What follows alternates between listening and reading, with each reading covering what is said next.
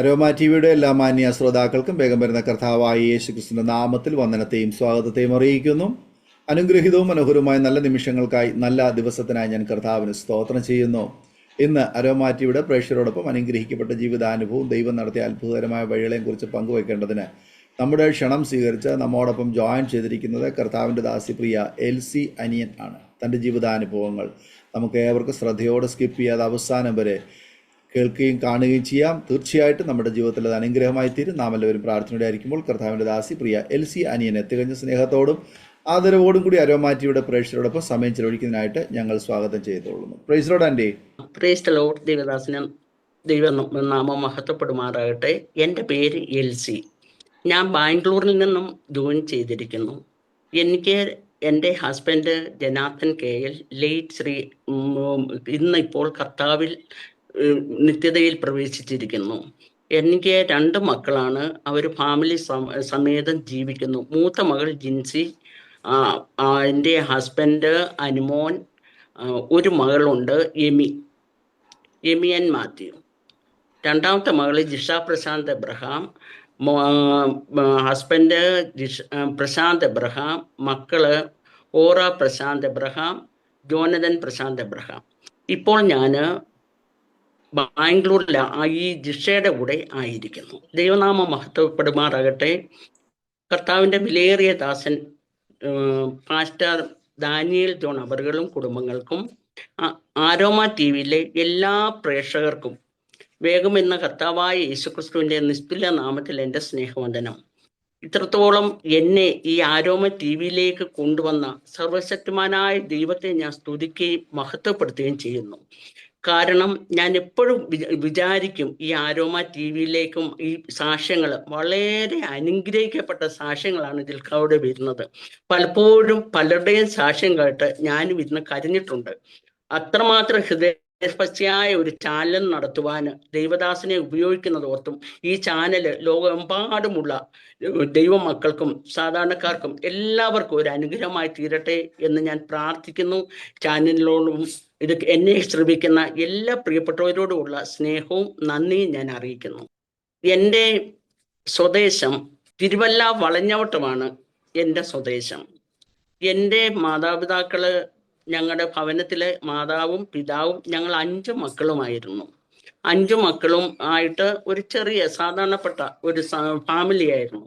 എൻ്റെ പിതാവ് വളരെ കഷ്ടപ്പെട്ട് ഞങ്ങളെ വളർത്തി. എല്ലാവരെയും സാമാന്യ വിദ്യാഭ്യാസം കൊടുത്ത് വളർത്തുവാൻ തക്കൊണ്ട് എൻ്റെ പിതാവിനെ ദൈവം സഹായിച്ചു. എൻ്റെതായ ജീവിതത്തിലേക്ക് ദൈവത്തിൻ്റെ അത്ഭുത കരങ്ങൾ പ്രവർത്തിച്ചത് ഞാൻ തുടർന്ന് പറയുവാനായിട്ട് ആഗ്രഹിക്കുന്നു. അതിന് ഞാൻ ദൈവവചനത്തിൽ നിന്നും ഒരു വാക്യം വായിക്കുവാനായിട്ട് ആഗ്രഹിക്കുന്നു. സങ്കീർത്തനം 66:16. സകല ഭക്തന്മാരുമായുള്ളവരെ വന്നു കേൾപ്പീൻ, അവൻ എൻ്റെ പ്രാണന് വേണ്ടി ചെയ്തത് ഞാൻ വിവരിക്കാം.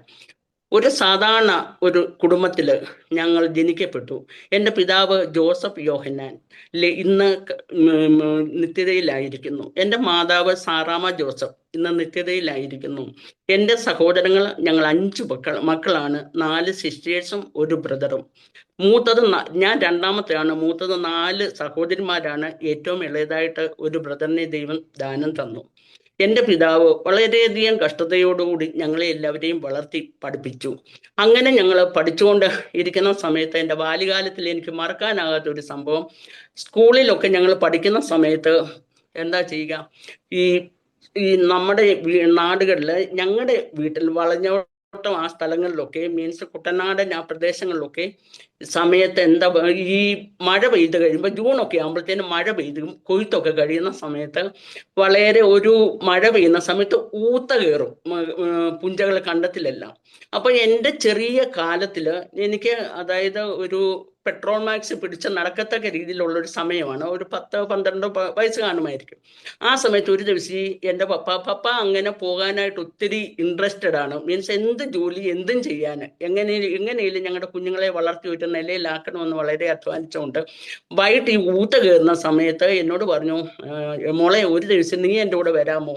എനിക്ക് വലിയ ഇഷ്ടമോ കൊച്ചിലേ തൊട്ട്. അങ്ങനെ നീ എൻ്റെ കൂടെ ഒന്ന് വരാമോ?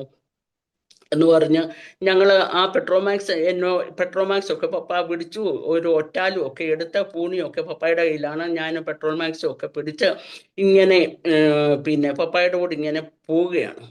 പോകുന്ന സമയത്ത് പിന്നെ എന്താ പറ്റിയേ, ഒരു കണ്ടത്തിൽ കൂടി ഇങ്ങനെ പോവുക. അതായത് മുട്ടിന് മേളിൽ വെള്ളമുണ്ട്. അങ്ങനെ വെള്ളത്തിനകത്താണ് മീനെ കാണുമ്പോൾ ഒറ്റിയാണ് പിടിക്കുന്നത്.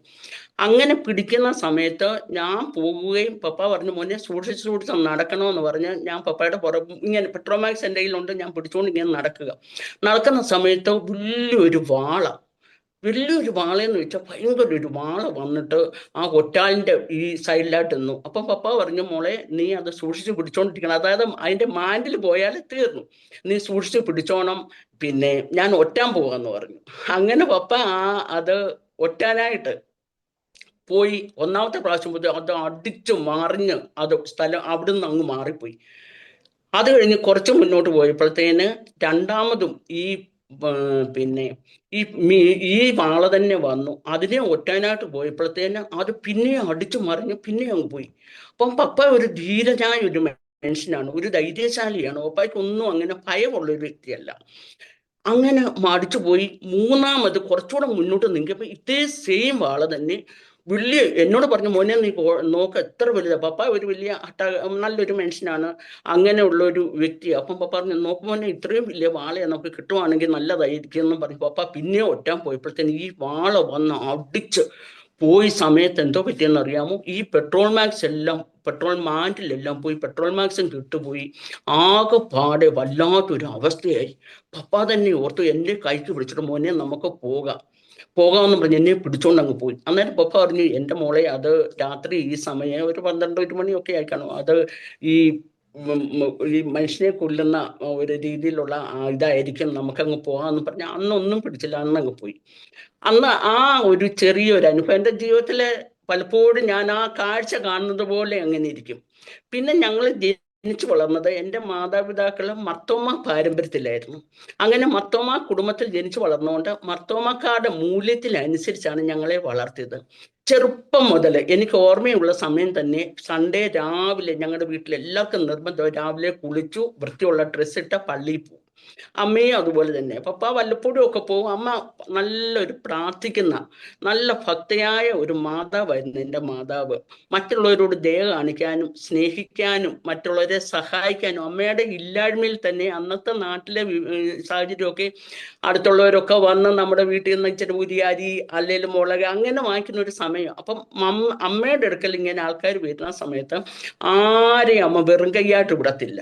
ഞങ്ങൾക്കുള്ള ആഹാരത്തിൻ്റെ അതിൽ നിന്നാണേലും അമ്മ ഒരു ശകലം എടുത്ത് അവർക്ക് കൊടുത്തിട്ടേ വിടത്തുള്ളൂ. പറയുന്ന ഇങ്ങനെ, മോനെ നമ്മളെപ്പോലെ തന്നെ അവരും സാധുക്കളാണ്, അവരുടെ കുഞ്ഞുങ്ങൾ പട്ടിണി ഇരിക്കുന്നത് നമ്മൾ കഞ്ഞി കുടിച്ചാലും സാരമില്ല, അവർക്ക് ഇച്ചിരി കൊടുക്കുക. അങ്ങനെ സഹായം ചെയ്യുകയും പ്രാർത്ഥിക്കുകയും സഹായിക്കുകയും ചെയ്യുന്ന ഒരു മാതാവ് എനിക്കുണ്ടായിരുന്നു. എൻ്റെ മാതാവിനെയും എൻ്റെ പിതാവിനെയും പറ്റി പറയുമ്പോൾ ഞാൻ എന്നും ബാല്യകാലത്തിൻ്റെ സ്മരണയാണ്. ബാല്യകാലത്തിൽ എപ്പോഴും ഓർക്കും, എൻ്റെ കർത്താവേ, എൻ്റെ പിതാവിനെ എനിക്ക് എങ്ങനെയാണൊന്ന് സഹായിക്കാൻ പറ്റുന്നത്. ഇത്രമാത്രം കഷ്ടപ്പെട്ട് പകല് ജോലി വൈകിട്ട് വന്ന് ഇതുപോലെ ഇങ്ങനെ മീനൊക്കെ പിടിക്കാൻ പോകും. അങ്ങനെ ഞങ്ങൾ ചെറുപ്പകാലങ്ങളിൽ ഇഷ്ടം പോലെ മീന്, വാള, തൂളി, അങ്ങനെ വലിയ വലിയ മീനുകൾ വാങ്ങിച്ച് പിടിച്ചോണ്ട് വന്ന വലിയ ചെമ്പുകലത്തിനകത്ത് ഇങ്ങനെ ഇട്ടേക്കും. അപ്പൊ അത് നമുക്കൊക്കെ നമ്മുടെ ഭക്ഷണമായിട്ടും പിന്നെ അമ്മ എല്ലാവർക്കും കൊടുക്കുകയും ചെയ്യും. അങ്ങനെ ഒരു ബാല്യകാല അനുഭവമാണ് എനിക്കുള്ളത്.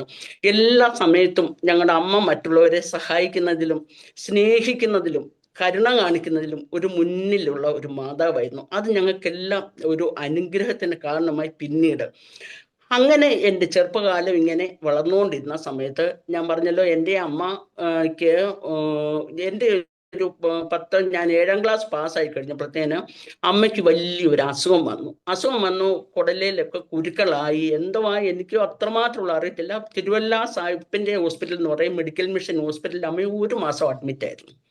1 മാസം കഴിഞ്ഞപ്പം ഹോസ്പിറ്റലുകാർ പറഞ്ഞു, ഇനിയും ഈ സാറാമ്മയെ ഇവിടെ വെച്ചിട്ട് കാര്യമില്ല, നിങ്ങൾ വീട്ടിൽ കൊണ്ടുപോകാൻ പറഞ്ഞു. ഞങ്ങളുടെ പപ്പായോട് പറഞ്ഞു. പപ്പ അപ്പം എൻ്റെ മാവിമാരുണ്ട്, പപ്പായും വീട്ടുകാരെല്ലാവരും കൂടെ അമ്മയെ തിരിച്ച് വീട്ടിൽ കൊണ്ടുവന്ന സമയത്ത്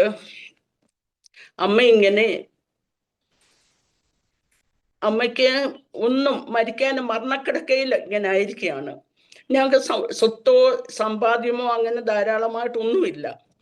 അമ്മയെ അപ്പം ആൾക്കാരെല്ലാം വന്ന് കണ്ടു കേട്ട് ഇങ്ങനെ പോകുന്ന ഒരു സാഹചര്യമാണ്. അമ്മയുടെ അവസ്ഥ കണ്ടിട്ട് ഞങ്ങളുടെ ബന്ധുക്കാരും ഞങ്ങളുടെ നാട്ടുകാരും, ഞാൻ പറഞ്ഞില്ല, ഒത്തിരി സഹായം ചെയ്യുന്നതുകൊണ്ട് സാധുക്കളായിട്ടുള്ളവരും എല്ലാം വീട്ടിൽ വന്ന് എന്ത് സംഭവിക്കുമെന്ന് ഓർത്തിട്ട് എല്ലാവരും ദയാപൂർവം ഞങ്ങളെ നോക്കുമായിരുന്നു.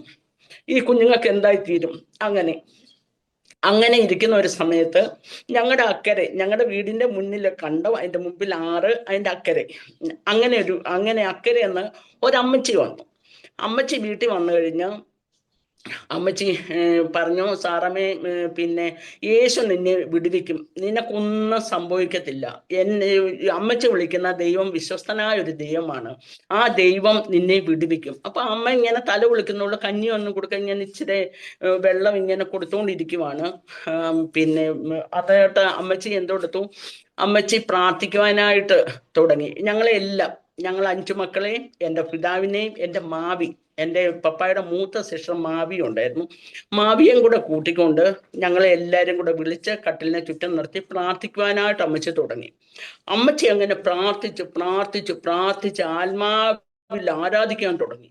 ആത്മാവിൽ ആരാധിച്ച് കട്ടിലിന്റെ ചുറ്റും, അമ്മ കിടക്കുന്ന കട്ടിലിന് ചുറ്റും ചാടി ഇങ്ങനെ ആത്മാവിന്റെ ആരാധനയിൽ അമ്മച്ചി ഇങ്ങനെ പ്രാർത്ഥിച്ച് 2-3 പ്രാവശ്യം പ്രാർത്ഥിച്ച് ഇങ്ങനെ വന്നു കഴിഞ്ഞ്, പിന്നെ അമ്മച്ചി പ്രാർത്ഥിച്ച് വന്നു കഴിഞ്ഞിട്ട് അമ്മയ്ക്ക് വേണ്ടി പ്രാർത്ഥിച്ച് രോഗത്തെ ശാസിച്ച് ഭയങ്കര അഭിഷേകത്തിന്റെ ശക്തിയാൽ അമ്മച്ചി പ്രാർത്ഥിച്ച് കണ്ണീരോടെ പ്രാർത്ഥിച്ചു.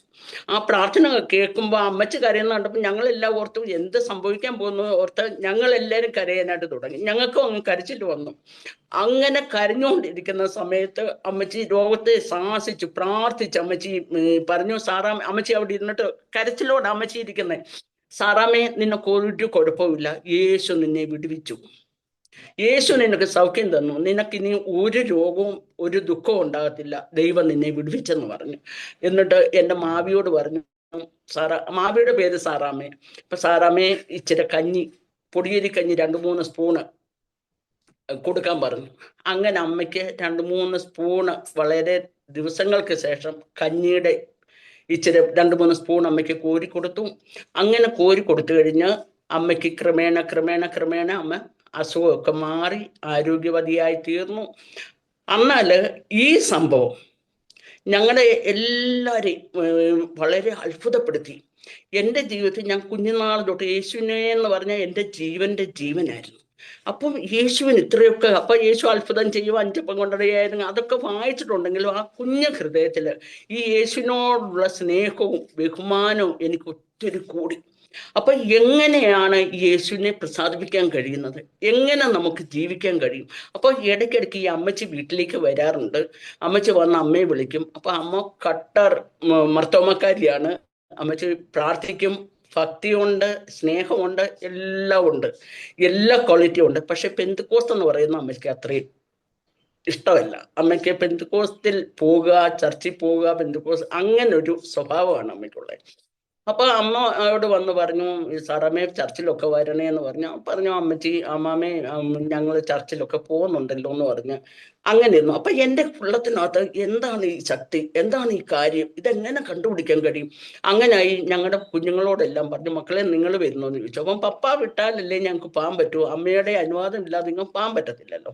അങ്ങനെ എന്ന സമയത്ത് ഒരു ദിവസം അമ്മച്ചി വന്നു. അമ്മച്ചി പറഞ്ഞു, ആരെങ്കിലും വരുന്നുണ്ടോ? ഞാൻ പറഞ്ഞു, അമ്മച്ചി ഞാൻ വരുന്നുണ്ട്. അപ്പം നിന്റെ പപ്പ വഴക്ക് പറയത്തില്ല. ഞാൻ പറഞ്ഞു, സാരമില്ല, ഞാൻ അമ്മയോട് ചോദിച്ചിട്ട് വരാമെന്ന് പറഞ്ഞു. ഈ അമ്മയോട് ചോദിച്ച് മീറ്റിങ്ങിനൊക്കെ ഇങ്ങനെ ഇടയ്ക്ക് പോകാൻ തുടങ്ങി. അപ്പോൾ മീറ്റിങ്ങിന് പോകും. അത് വളഞ്ഞോട്ടം IPC ചർച്ചിലാണ് പോകുന്നത്. അപ്പം മീറ്റിങ്ങിന് പോകും. പിന്നെ എനിക്ക് സൺഡേ സ്കൂൾ പഠിക്കാൻ ദൈവവചനം എൻ്റെ ഹൃദയത്തോട് ഞാൻ ചേർത്ത് വെക്കുന്ന ഒരു അനുഭവമായിരുന്നു കുഞ്ഞനാൾ തൊട്ട്. അപ്പൊ ഈ ദൈവവചനം പഠിക്കണം, എങ്ങനെയാണ് ഇതിന്റെ കാര്യങ്ങൾ, എന്താണ് ഈ പെന്തക്കോസ്തിന്റെ ഈ കാര്യാദികൾ, ഇതൊക്കെ എനിക്കൊന്ന് അറിയാനുള്ള ആകാംക്ഷയും ദൈവത്തോട് അടുക്കാനുള്ള ആകാംക്ഷയും എനിക്ക് ഏറ്റവും കൂടി വന്നു. അങ്ങനെ ഞാൻ അമ്മയോട് പറഞ്ഞു, അമ്മേ, പിന്നെ ഞാനോടൊന്ന് പോട്ടെ അമ്മച്ചൂടെ പ്രേയറിന്. അങ്ങനെ അമ്മ പറഞ്ഞു, നീ പൊക്കോ. അപ്പൊ ഞാൻ കൊച്ചായതുകൊണ്ട് അമ്മയ്ക്ക് എൻ്റെ ചേട്ടത്തിയെ വിട്ടില്ല, ജ്യേഷ്ഠത്തിയെ പറഞ്ഞു അവളെയൊക്കെ കല്യാണമൊക്കെ കഴിക്കണം, അതുകൊണ്ട് അവളെ വിട്ടില്ല. എന്നെ വിട്ടു, എന്നെ പിടിക്കുമോ എന്ന് പറഞ്ഞു. അപ്പം കുഞ്ഞിലെ തൊട്ട് ഞാൻ ഇച്ചിരി അശുവായിട്ടുള്ള ഒരാളായിരുന്നു. അപ്പൊ അങ്ങനെ ആയിപ്പം പപ്പായ്ക്കാണ് എന്നെ ഏറ്റവും സ്നേഹിക്കുന്ന ഒരു വ്യക്തിയായിരുന്നു. അങ്ങനെ അമ്മ ഓർത്തെന്നാ അവള് പോട്ട് എന്ന് പറഞ്ഞ് അങ്ങനെ ഞാൻ വളഞ്ഞോട്ടം IPC ചർച്ചിൽ സൺഡേ സ്കൂളിൽ പഠിക്കുന്നു. അപ്പൊ 7 തൊട്ട് ഞാൻ 10ാം ക്ലാസ് വരെ സൺഡേ സ്കൂൾ പഠിച്ചു. അങ്ങനെ സൺഡേ സ്കൂൾ 7ാം ക്ലാസ് ഞാൻ പഠിച്ചുകൊണ്ടിരുന്ന സമയത്ത് ഒരു ദിവസം ഇതുപോലെ അമ്മച്ചി വന്നിട്ട് പറഞ്ഞു, മോളെ പിന്നെ ഈ ചർച്ചില് ഫാസ്റ്റിംഗ് പ്രെയർ നടക്കുക. അപ്പം വ്യാഴം, വെള്ളി, ശനി 3 ദിവസത്തെ ഫാസ്റ്റിംഗ് പ്രയറാ, കാത്തിരിപ്പ് യോഗമാ. മാങ്ങാനം ജോസഫ് എന്ന് പറയുന്ന വലിയൊരു ഇന്ന് കർത്താവിൽ വിശ്രമിക്കുന്ന പാഷ വരുന്നുണ്ട്. അപ്പം പിന്നെ മീറ്റിങ്ങിന് നീ വരുന്നു. അപ്പൊ എനിക്ക് വലിയ സന്തോഷം. ഇതെന്തുവാ ഇങ്ങനെ പോകാനായിട്ടുള്ള ജിജ്ഞാസയും സന്തോഷവും, ഹൃദയത്തിന്റെ അകത്ത് ദൈവത്തോടൊന്ന് അറിയാം എന്തുവാണ് ദൈവം ചെയ്യുന്നത്, എന്ത് അത്ഭുതങ്ങളാണ് ദൈവം ചെയ്യുന്നത്, അത് കാണാനും കേൾക്കാനുമുള്ള ആകാംക്ഷ എനിക്ക് ഏറ്റവും കൂടിക്കൊണ്ടിരുന്നു. ഞാൻ അമ്മയോട് പറഞ്ഞു, അമ്മേ ഞാൻ അമ്മച്ചോടെ പോട്ടെ. അമ്മ മനസ്സോട് ആദ്യത്തെ. അപ്പം വ്യാഴം, വെള്ളി, ശനി 3 ദിവസം ഫാസ്റ്റിംഗ് പ്രയറും കാത്തിരിപ്പ് യോഗവും ഒക്കെയാണ്. അമ്മ പറഞ്ഞു അന്ന് പൊയ്ക്കോളാൻ പറഞ്ഞു. അങ്ങനെ ഞാൻ ഈ അമ്മച്ചിയുടെ വ്യാഴാഴ്ച മീറ്റിങ്ങിന് പോയി. ആദ്യമായിട്ട് പ്രീറ്റോമിൽ ഞാൻ സൺഡേ സ്കൂളിൽ പോകുന്നുണ്ട്, പക്ഷെ ആരാധനയ്ക്കൊന്നും അത്രയും കൂട്ടിയിട്ടില്ല. അങ്ങനെ ഉള്ള ഒരു സാഹചര്യമാണ്. ഈ മീറ്റിങ്ങിന് വ്യാഴാഴ്ച ഞാൻ പോയി. അവിടെ ചെന്ന് ഇരുന്ന് കഴിഞ്ഞപ്പോഴത്തേന് എനിക്ക് തന്നെ അത്ഭുതം തോന്നി. എല്ലാവരും ആത്മാവിൽ ആരാധിക്കുന്നു, പാടുന്നു, പ്രാർത്ഥിക്കുന്നു. അന്യഭാഷയിൽ എന്നെ പോലെ പ്രായമുള്ള കുട്ടികളെല്ലാം മുട്ടിന്മേൽ നിന്ന് ആരാധിക്കുന്നു. ഇതൊക്കെ കണ്ടപ്പോൾ ഞാൻ വെള്ളിയാഴ്ച പോയിട്ട് പറഞ്ഞു, ഇതൊക്കെ എന്തുവാണ്? ആദ്യമേ ഇങ്ങനെയെല്ലാം ചുറ്റുമൊക്കെ ഒന്ന് വീക്ഷിച്ചോ, ഇതൊക്കെ എന്താ വഴി നടക്കുന്നത്, ഇങ്ങനെയൊക്കെ ഉണ്ടോ? നമ്മുടെ ചർച്ചിലൊന്നും അങ്ങനെയൊന്നും ഇല്ലല്ലോ. എന്താന്നുള്ള മനസ്സിനകത്ത് ഒരു ആഗ്രഹം, ഇതെന്താ. അന്നത്തെ ദിവസം ഞാൻ വ്യാഴാഴ്ച തിരിച്ചു വന്നു, ദൈവത്തോട് പ്രാർത്ഥിച്ചു. അന്നും കൊച്ചിലേ തൊട്ട് നമ്മുടെയൊക്കെ വീടുകളിൽ, ഞങ്ങളുടെ വീടുകളിൽ അങ്ങനെയായിരുന്നു. കുഞ്ഞിലേ തൊട്ട് ബൈബിള് വായിച്ച് പാട്ട് പാടി പ്രാർത്ഥിച്ചാലേ അന്നത്തെ അത്താഴം തരത്തുള്ളൂ. അപ്പം ബൈബിളിനോട് വളരെ സ്നേഹമാണ്, പ്രാർത്ഥനയോട് വളരെ കാര്യമാണ്. അപ്പം അത്താഴം പെട്ടെന്ന് ഫുഡ് അത് ടൈം ഇന്നത്തെ പോലെ ലാവിഷായിട്ട് എപ്പം വേണേലും കയറി ഇറങ്ങി കഴിക്കുന്ന ഒരു അനുഭവമല്ല. അന്ന് ടൈമിന് രാവിലെ, ഉച്ചയ്ക്ക്, വൈകിട്ട് അങ്ങനെയുള്ളൊരു രീതിയാണ്. അപ്പം വൈകിട്ടത്തെ പെട്ടെന്ന് ഫുഡ് കിട്ടാൻ ഞങ്ങൾ 5 മക്കളും ഇരുന്ന് പാടി പ്രാർത്ഥിച്ചു, അമ്മയെ തൃപ്തിപ്പെടുത്തോ, എന്നിട്ട് കിച്ചണിൽ പോയി ഫുഡ് കഴിക്കാൻ പോകും. അന്ന് അങ്ങനെ ഉള്ളൊരു സാഹചര്യമായിരുന്നു. അപ്പൊ ഈ യേശുവിനെ അമ്മ പ്രാർത്ഥിക്കുന്നുണ്ട്. ചെറുപ്പം മുതലേ ഒരു വിത്ത് നമ്മുടെ ഹൃദയത്തിൽ ഉള്ളത് കൊണ്ട് യേശുവിനെ എങ്ങനെ പ്രസാദിപ്പിക്കണം. അപ്പൊ ഇതൊക്കെ എന്താണ്, ഈ മീറ്റിംഗ് എന്താ ഇങ്ങനെ നടക്കുന്നത്, ഇങ്ങനെയൊന്നും ഞാൻ കണ്ടിട്ടില്ലല്ലോ. വ്യാഴാഴ്ച പോയി കഴിഞ്ഞപ്പോഴത്തേന് തിരിച്ചു വന്നു. ഞാനും അന്നോർത്ത് എന്തോ എന്നെ അനുജത്തിയുണ്ട്, അവിടെ പേര് ഉഷ എന്നാണ്. അവളോട് പറഞ്ഞു, ഉഷ ഇതെന്തോന്ന് അറിയത്തില്ല, എല്ലാവരും ഇങ്ങനെ കിടന്നു ആത്മാവിൽ ആരാധിക്കുകയോ ഒക്കെ ചെയ്യുന്നു. അന്നൊക്കെ ആ ഭാഷയല്ല, ഇങ്ങനത്തെ ഭാഷയല്ല, അങ്ങനെ പെന്തക്കോസ്തുകാരുടെ അതാ അങ്ങനെ ആടി എന്നൊക്കെ പറയുന്നുണ്ട്. അപ്പം വ്യാഴാഴ്ച എനിക്ക് വലിയ സന്തോഷം തോന്നിപ്പോയി. ഇതൊക്കെ കണ്ടും കേട്ടും ഞാൻ തിരിച്ചു വന്നു. വെള്ളിയാഴ്ചയും ഞാൻ പോയി. വെള്ളിയാഴ്ച പക്ഷെ ഞാൻ ദൈവത്തോട് പ്രാർത്ഥിച്ചു, കർത്താവേ, ഞാൻ ഇന്ന് വരെ ഇങ്ങനെയുള്ള ഒരു കാര്യങ്ങളും കണ്ടിട്ടില്ല, ഞാൻ അനുഭവിച്ചിട്ടില്ല. തിരുഹിതമെങ്കിൽ എനിക്കൂടി ഇത് തരണം. ദൈവവചനം അങ്ങനെ പറയുന്നുണ്ടെങ്കിൽ അപ്പം ദൈവത്തിൻ്റെ ആത്മാവ് എന്നിലും വ്യാപിക്കുവാനും എന്നിലേക്ക് കടന്നു വരുവാനും അങ്ങ് കൃപ ചെയ്യണേന്ന് ഓർത്ത് ഞാനും പ്രാർത്ഥിച്ച് ഇങ്ങനെ പ്രാർത്ഥിക്കാനും തുടങ്ങി. അന്നും വെള്ളിയാഴ്ച പ്രയറിന് പോയപ്പോഴും അമ്മച്ചി പറഞ്ഞു, മോനെ നീ വരുന്നോ? ഞാൻ വരുന്നുണ്ട് അമ്മച്ചി എന്ന് പറഞ്ഞ് അമ്മച്ചിയുടെ കൂടെ വെള്ളിയാഴ്ചയും പോയി. വെള്ളിയാഴ്ച പോയപ്പോഴും എനിക്കൊരു അനുഭവം ഉണ്ടായില്ല. അപ്പം പാഷ പറയുന്നുണ്ട്, എല്ലാവരും കണ്ണടച്ച് പ്രാർത്ഥിക്കുക, എല്ലാവരും കൈകൊട്ടണം, എല്ലാവരും ദൈവത്തെ സ്തുതിക്കണം എന്നൊക്കെ പറഞ്ഞിട്ടുണ്ട്. വെള്ളിയാഴ്ച ഞാനും കണ്ണടച്ച് കൈയൊക്കെ ചെറുതായിട്ട് കൊട്ടി പ്രാർത്ഥിച്ചുകൊണ്ടൊക്കെ ഇരിക്കുവാനായിട്ട് തുടങ്ങി. അങ്ങനെ ആയിക്കഴിഞ്ഞ് വെള്ളിയാഴ്ച വൈകിട്ട് ഞാൻ വന്നു. പക്ഷെ അന്ന് എനിക്ക് അത്രയും ഉറക്കം വന്നില്ല. ഞാൻ അന്ന് കുഞ്ഞിലേ തൊട്ട് ബൈബിളൊക്കെ വായിച്ചു പ്രാർത്ഥിച്ചു, യേശുവേ ഇതെന്തോ അപ്പ, ഇത് ഇങ്ങനൊക്കെ ഉണ്ടെങ്കിൽ എനിക്കൂടെ എന്താ തരാത്ത, ഞാനൊരു കൊച്ചുകുട്ടിയല്ലേ, നീ എൻ്റെ ഹൃദയത്തിലേക്ക് വരണേ എന്നുള്ള എൻ്റെ ഒരു ആഗ്രഹം ഞാൻ ദൈവത്തോട് പറഞ്ഞു പ്രാർത്ഥിച്ചന്ന് വെള്ളിയാഴ്ച വൈകിട്ട്. അപ്പൊ ശനിയാഴ്ച ഉണ്ട്, വൈകിട്ടാണ് ഞങ്ങൾ പോകുന്നത്. ശനിയാഴ്ച പകലും വൈകിട്ടും ഉണ്ട്, പക്ഷെ ഞാൻ വൈകിട്ടാണ് പോകുന്നത്. അങ്ങനെ ശനിയാഴ്ച വൈകിട്ട് ഞാൻ പ്രയറിന് പോയി.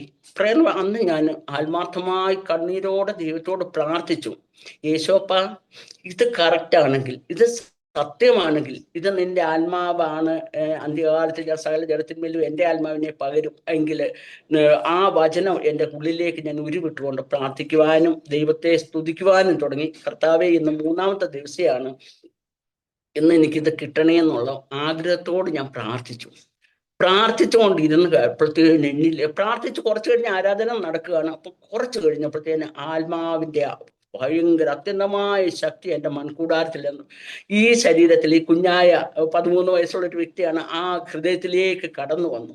ദൈവത്തിൻ്റെ ശക്തി കടന്നു വന്നു. ദൈവാത്മാവ് എന്നിലേക്ക് വന്നപ്പോഴത്തേനും ദൈവം ഞങ്ങളുടെ ചർച്ചിലെ പാഷും മാങ്ങാനം ജോസഫ് പാഷ ഇരിക്കുന്ന ദൈവദാസനും ഓടി വന്ന തലയെ കൈവച്ച് പ്രാർത്ഥിച്ച് ദൈവശക്തി പിന്നെയും വ്യാപരിച്ച മണിക്കൂറുകൾ ദൈവത്തെ ആരാധിക്കുവാനായിട്ട് ദൈവം എനിക്ക് അന്ന് ഭാഗ്യം തന്നു. വളരെ സന്തോഷം, ഹൃദയത്തിന് വലിയ സന്തോഷമായി. യേശുവിൻ്റെ ആത്മാവ് എന്നിൽ വന്നു. ദൈവം എന്നോട് സംസാരിച്ചു. ദൈവത്തിൻ്റെ ആത്മാവ് എന്ന് പറഞ്ഞ നിന്നെ ഞാൻ പലർക്കും ഒരു അത്ഭുത വിഷയമാക്കി മാറ്റും. അന്ന് ആ ദൈവദാസൻ എന്ന നിത്യത വസിക്കുന്ന ദൈവദാസൻ പലർക്കും ഒരു അത്ഭുത വിഷയമാക്കി നിന്നെ മാറ്റും. ഞാൻ നിന്നെ വളരെ വലിയ വലിയ രാജ്യങ്ങളിലേക്ക് നിന്നെ കൊണ്ടുപോകും, നിന്നെ ഉയർത്തും, മാനിക്കും. നീ എസ്തേറിനെ പോലെ നിന്റെ ഭവനത്തിന് നീ ഒരു അനുഗ്രഹമാണ്, ഐശ്വര്യമാകുന്നുള്ള ഒത്തിരി ആലോചനകളൊക്കെ പറഞ്ഞു. ദൈവത്തെ സ്തുതിച്ച് ദൈവത്തെ ആരാധിച്ച് ഞാൻ മടങ്ങി വന്നില്ല. അന്ന് ശനിയാഴ്ച വൈകിട്ട് അവിടെ പ്രാർത്ഥിച്ചു കഴിഞ്ഞ് ആരാധന കഴിഞ്ഞപ്പം ദേവദാസൻ എണ്ണിച്ചു പറഞ്ഞു, സ്നാനം നടക്കുന്നുണ്ട്, സ്നാനപ്പെടാനുള്ളവർ എണ്ണിച്ച് സാക്ഷി പറയണം. അപ്പം ഞാൻ പറഞ്ഞ IPC ചർച്ചിൽ ഞാൻ സൺഡേ സ്കൂളിൽ പഠിക്കുന്നുണ്ട്. അങ്ങനെ ആ സമയങ്ങളൊക്കെ ഞാൻ രക്ഷിക്കപ്പെട്ടതാണ്. ഞാൻ പെട്ടെന്ന് ഇത് കേൾക്കാതെ പകുതി പെട്ടെന്ന് എണ്ണിച്ച് ഞാൻ സ്നാനപ്പെടാനായിട്ട് തീരുമാനമെടുക്കുന്നു എന്ന് സാക്ഷി പറഞ്ഞു. സാക്ഷി പറഞ്ഞ ആരോടും, എൻ്റെ അപ്പനോടോ പപ്പായോടോ അമ്മയോടോ ആരോടും പറഞ്ഞില്ല. എനിക്ക് അന്നേരം തോന്നി അങ്ങനെ ചെയ്യണമെന്ന്. ഞാൻ എണ്ണിച്ച് സാക്ഷി പറഞ്ഞു. സാക്ഷിയെല്ലാം പറഞ്ഞ് യോഗം എല്ലാം തീർന്നു. ഞായറാഴ്ച സ്നാനം നടക്കുകയാണ്. അങ്ങനെയുള്ള സമയത്ത് ഈ യോഗം കഴിഞ്ഞപ്പോഴത്തേന് എന്നെ സൺഡേ സ്കൂളിൽ പഠിപ്പിക്കുന്ന ടീച്ചേഴ്സും ആ ചർച്ചിലെ മൂപ്പന്മാര് ദൈവദാസനും എൻ്റെ അടുക്ക വന്ന, മോളെ നീ ഇപ്പൊ സ്നാനപ്പെടണ്ട, നീ കൊച്ചാ, നിന്റെ വീട്ടിൽ നിന്ന് ആരുമില്ല, നീ എന്തുകൊണ്ടാണ് സ്നാനപ്പെടുന്നത്? അപ്പം ബൈബിള് ഞാൻ വായിക്കുന്നതുകൊണ്ട് വചനം എൻ്റെ ഹൃദയത്തിൽ എല്ലാം, എന്താണ് സ്നാനം, എങ്ങനെ സ്നാനപ്പെടണം, ആരാണ് സ്നാനപ്പെടുന്നത്, ഇതെല്ലാം എനിക്ക് ഹാർട്ടാണ്. അതെല്ലാം ഞാൻ പറഞ്ഞു. ഇങ്ങനെ സ്നാനപ്പെടണം, കൊർന്നല്യോസിൻ്റെ ഭവനത്തിൽ നടന്ന സംഭവം എല്ലാം ഞാൻ പറഞ്ഞു അപ്പോഴത്തേനും അവർക്കും ഒന്നും പറയാൻ പറ്റിയില്ല.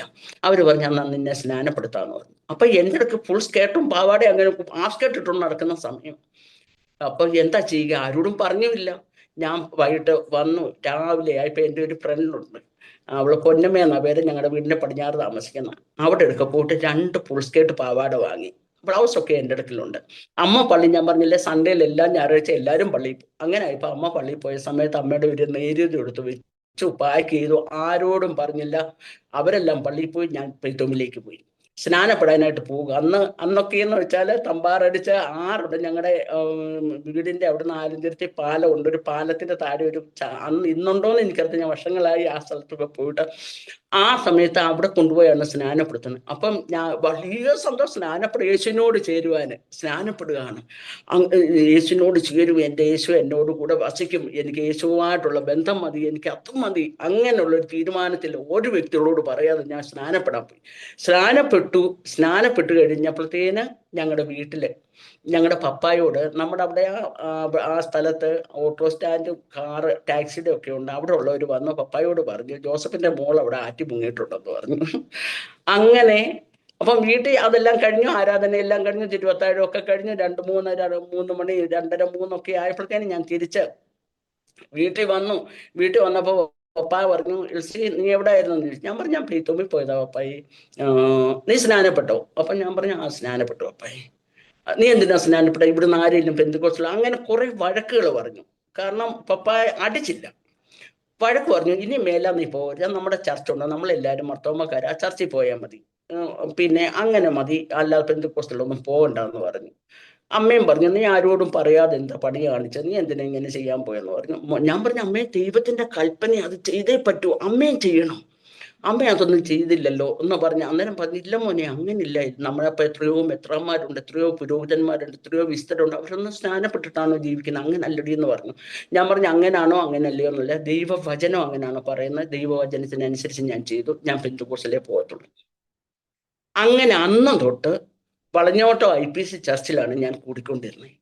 വീട്ടുകാരോ നാട്ടുകാരോ ആരെന്ത് പറഞ്ഞാലും കൊച്ചു സഹോദരിയാ അങ്ങനെ ഇങ്ങനെ എന്ന് പറഞ്ഞാൽ നാട്ടുകാരൊക്കെ ഇളകി. അവരെല്ലാരും പറയും, ഞാൻ കൊച്ചായിരുന്നോണ്ട് കൊച്ചു സഹോദരി പോന്നു. അന്ന് ഹൈറ്റ് ഉണ്ട്, വെയിറ്റ് ഒന്നും ഇല്ലാത്തൊരു പത്തലിലടുക്കുകയായിരുന്നു.